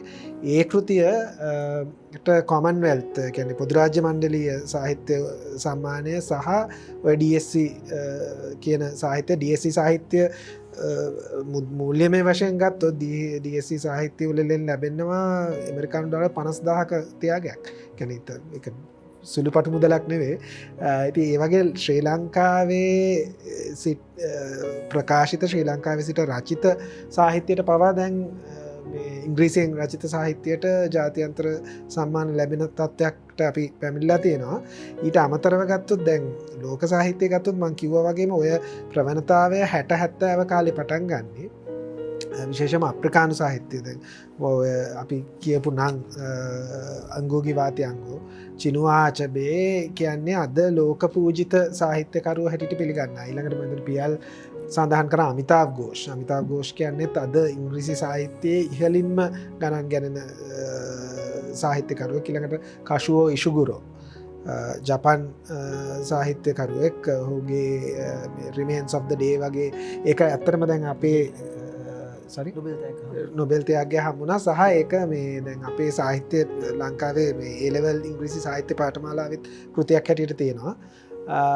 ඊට අමතරව සල්මන් රුෂ්ඩි ඊළඟ රොහින්තන් මිස්ත්‍රී අරවින්ද අදිගා ඊළඟට කොරියන් මට ඇගේ නම මතක් වෙන්න ඇයටත් බුක ප්‍රයිස් සම්මානයක් හිමි වුණා. මේ වගේ විශාල ප්‍රමාණ රටවල් සහ සංස්කෘතික බැක්ග්‍රවුන්ඩ්ස් විශාල ප්‍රමාණයකින් දැන් සාහිත්‍ය ඉංග්‍රීසියෙන් රචනා වෙනවා. සහ ඒවට විවිධාකාරයේ සාහිත්‍ය උළෙලවල් සාහිත්‍ය සම්මාන ආයතනික ගත ක්‍රම හැදිලා තියෙනවා. ඉතින් ඉංග්‍රීසි සාහිත්‍ය කියන එක දැන් ඇත්තටම විශ්ව සාහිත්‍යයක් බවට පත්වෙලා තියෙන්නේ.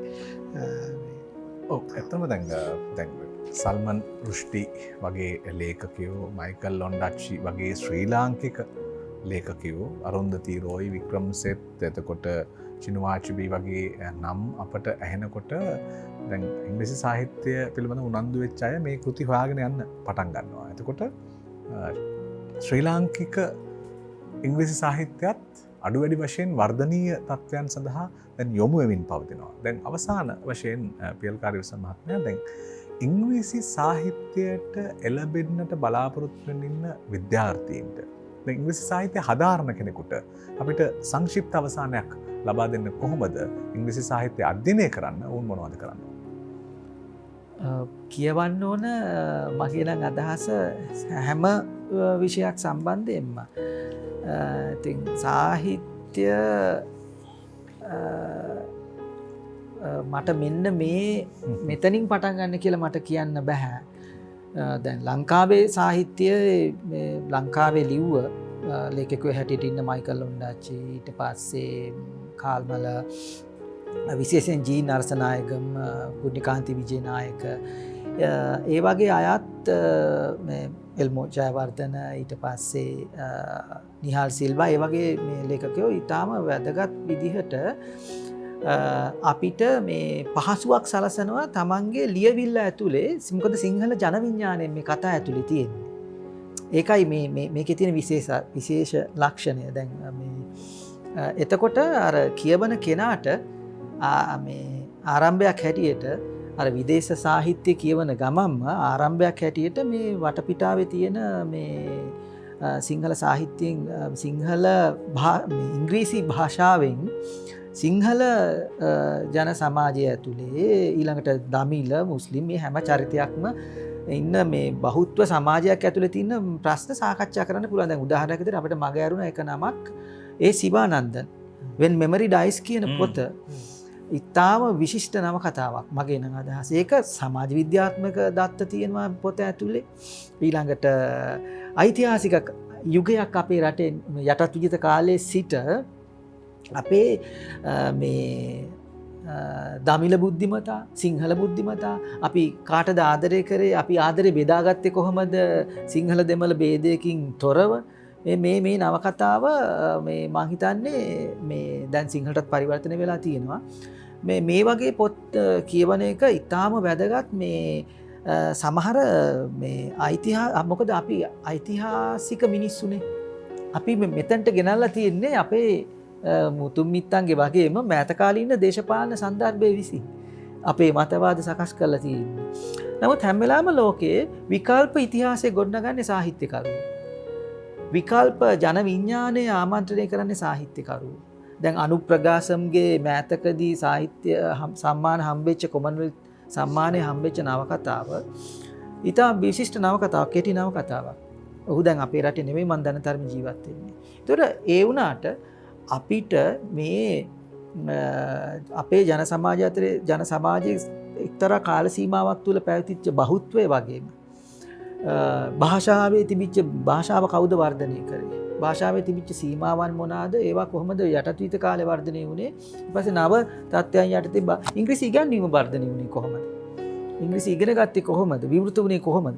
මේ හැම දෙයක්ම කරන්න මූලික වශයෙන්ම මේ ලේඛකයෝ කියවන එක හොඳයි. ඒ වගේම මට එක පාර යෝජනා කරන්න බැරි වුණත් මං කියන්නේ සෑම මේ පරිවර්තන ඒ කියන්නේ පරිවර්තන කිරීමෙන් මම අදහස් කරන්නේ මෙහෙම පිරිසකුත් ඉන්නවා. දැන් හරුකි මුරකාමි වගේ ලේඛකයෙක් ඉංග්‍රීසි භාෂාවෙන් නෙමෙයි ලියන්නේ. ඔහු ජපාන් ලේඛකයෙක්. ඔහු මේ ජනප්‍රිය ලේඛකයෙක්. නම් ඒ වගේම යගෝ ඔගාවා කියලා ලේඛිකාවක් ඉන්නවා මේ ජපාන් ලේඛිකාවක්. ඒ වගේ ගොඩාක් සමහර විට පෝල් සකාරියා එම් මුකුන්දන් වගේ ලේඛකයෝ මලයාලම් භාෂාවෙන් ලියන්නේ. නමුත් ඒවා ඉංග්‍රීසියට පරිවර්තනය වෙනවා. සංස්කෘතිකමය වශයෙන් ඉතාම සමානයි අපිට. එතකොට පෝල් සකාරියාගේ පොතක් කියවුවම මට හිතෙනවා මම මේ පොන්ඩිචෙරි නෙමෙයි ඉන්නේ. පොන්ඩිචෙරි අපි අතර තියෙන සම්බන්ධය තේරෙනවා. එතකොට මුකුන්දන්ගේ පොතක් කියවනකොට මලයාලම් ලේඛක නැත්තම් තකසි ශිවසංකර් පිල්ලගේ පොතක් කියවනකොට මේ මලයාලම් භාෂාවෙන් ඉංග්‍රීසි භාෂාවට පරිවර්තන වෙලා එනකොට අපිට දැනෙනවා අපි අතර කොයිතරම් සංස්කෘතික සමානකම් තියෙනවද කියලා. ඒකත් වැදගත්. එතකොට මේ කියවීමේ රුචිය සහ මේ සොයාම තවත් වර්ධනය වෙනවා. මට කියන්න බෑ මෙන්න මේක කියවන්න කියලා. සමහර අය හැරි පොටර් වලින් පටන් ගන්නවා. හැරි පොටර් වලින් පටන් අරගෙන බයිබලෙන් ඉවර කරන්නත් පුළුවන්. සමහර විට පීවී ෂෙරීගෙන් පටන් අරගෙන හැරි පොටර් වලින් ඉවර කරන්නත් ඉන්නවා.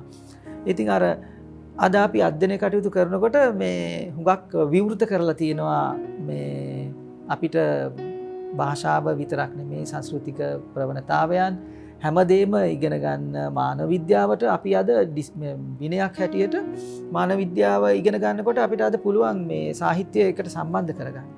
කොලෝනියල් නැත්තම් යටත් විජ සාහිත්‍යයේ තිබිච්ච විශේෂ ලක්ෂණ සම්බන්ධ කරගෙන අපිට අපේ තීසිස් එකක් ඕනනම් සංවර්ධනය කරන්න පුළුවන්. ඉතින් ඒ වගේ මේක මට මූලිකව කියන්න තියෙන්නේ කොතනකින් හරි පටන් ගන්න ඕන. ඒක ළමා පොතකින් පටන් ගන්නත් පුළුවන්. උදාහරණයක් විදිහට දැන් මම ඔය කිව්ව ඉංග්‍රීසි විත් ස්මයිල් වගේ ඒ වගේ මේ පාඩම් පොත් විදිහට තිබුණට ඒක ජන විඥානේ හැංගිලා තිබුණා ඒ පොත් අතර. ඉතින් එතනින් පටන් අරගෙන ඉස්සරහට යන්න වෙනවා හදාරන අයට. පොඩි කෙටි එකතු කිරීමක් කරන්න. එතන දැන් මගේම ළමා කාලේ අත්දැකීමක් ගත්තොත් සාහිත්‍ය කියවීමට මම යොමුනේ චිත්‍ර කතාවල. ටින්ටින් චිත්‍ර කතා ඉංග්‍රීසියෙන් කියවලා තමයි ඉංග්‍රීසි කියවීම ආරම්භ කරේ. ඉතින් ඔකට එන්න හරි පාරක් කියලා එකක් නැහැ. සම්භාව්‍ය සාහිත්‍යයෙන් පටන් ගන්න ඕනි කියලා එකකුත් නැහැ. සම්භාව්‍ය සාහිත්‍ය සමහරට හරි නීරස වෙන්න පුළුවන්. අද දරුවෙක්ට. එහෙනම් ඒක පටන් ගන්න මතන ඒ දරුවෙක්ට හරි වැඩිහිටියෙක්ට උනත් කමන්නේ. Tamanට ගෝචර වෙන තැනකින් පටන් ගන්න පුළුවන්. ඒකල්ල ඊට පස්සේ ගමන එන්න පුළුවන්. තව ශ්‍රී ලාංකේය ඉංග්‍රීසි සාහිත්‍ය පිළිබඳ එක දෙයක් මට කියන්න ඕනේ. මොකද අපි ගත්තොත් ශ්‍රී ලාංකේය සමාජය හැටියට සහ අධ්‍යාපන ක්‍රමයක් හැටියට ගත්තොත් අපි භාෂාමය වශයෙන් හා සංස්කෘතිකමය වශයෙන් බොහොම බෙදී පවතින රටක් තාම. ඉතින් ඒ රටේ ඉංග්‍රීසි ශ්‍රී ලාංකේය ඉංග්‍රීසි සාහිත්‍යයට සුවිශේෂ තැනක් හිමි වෙනවා.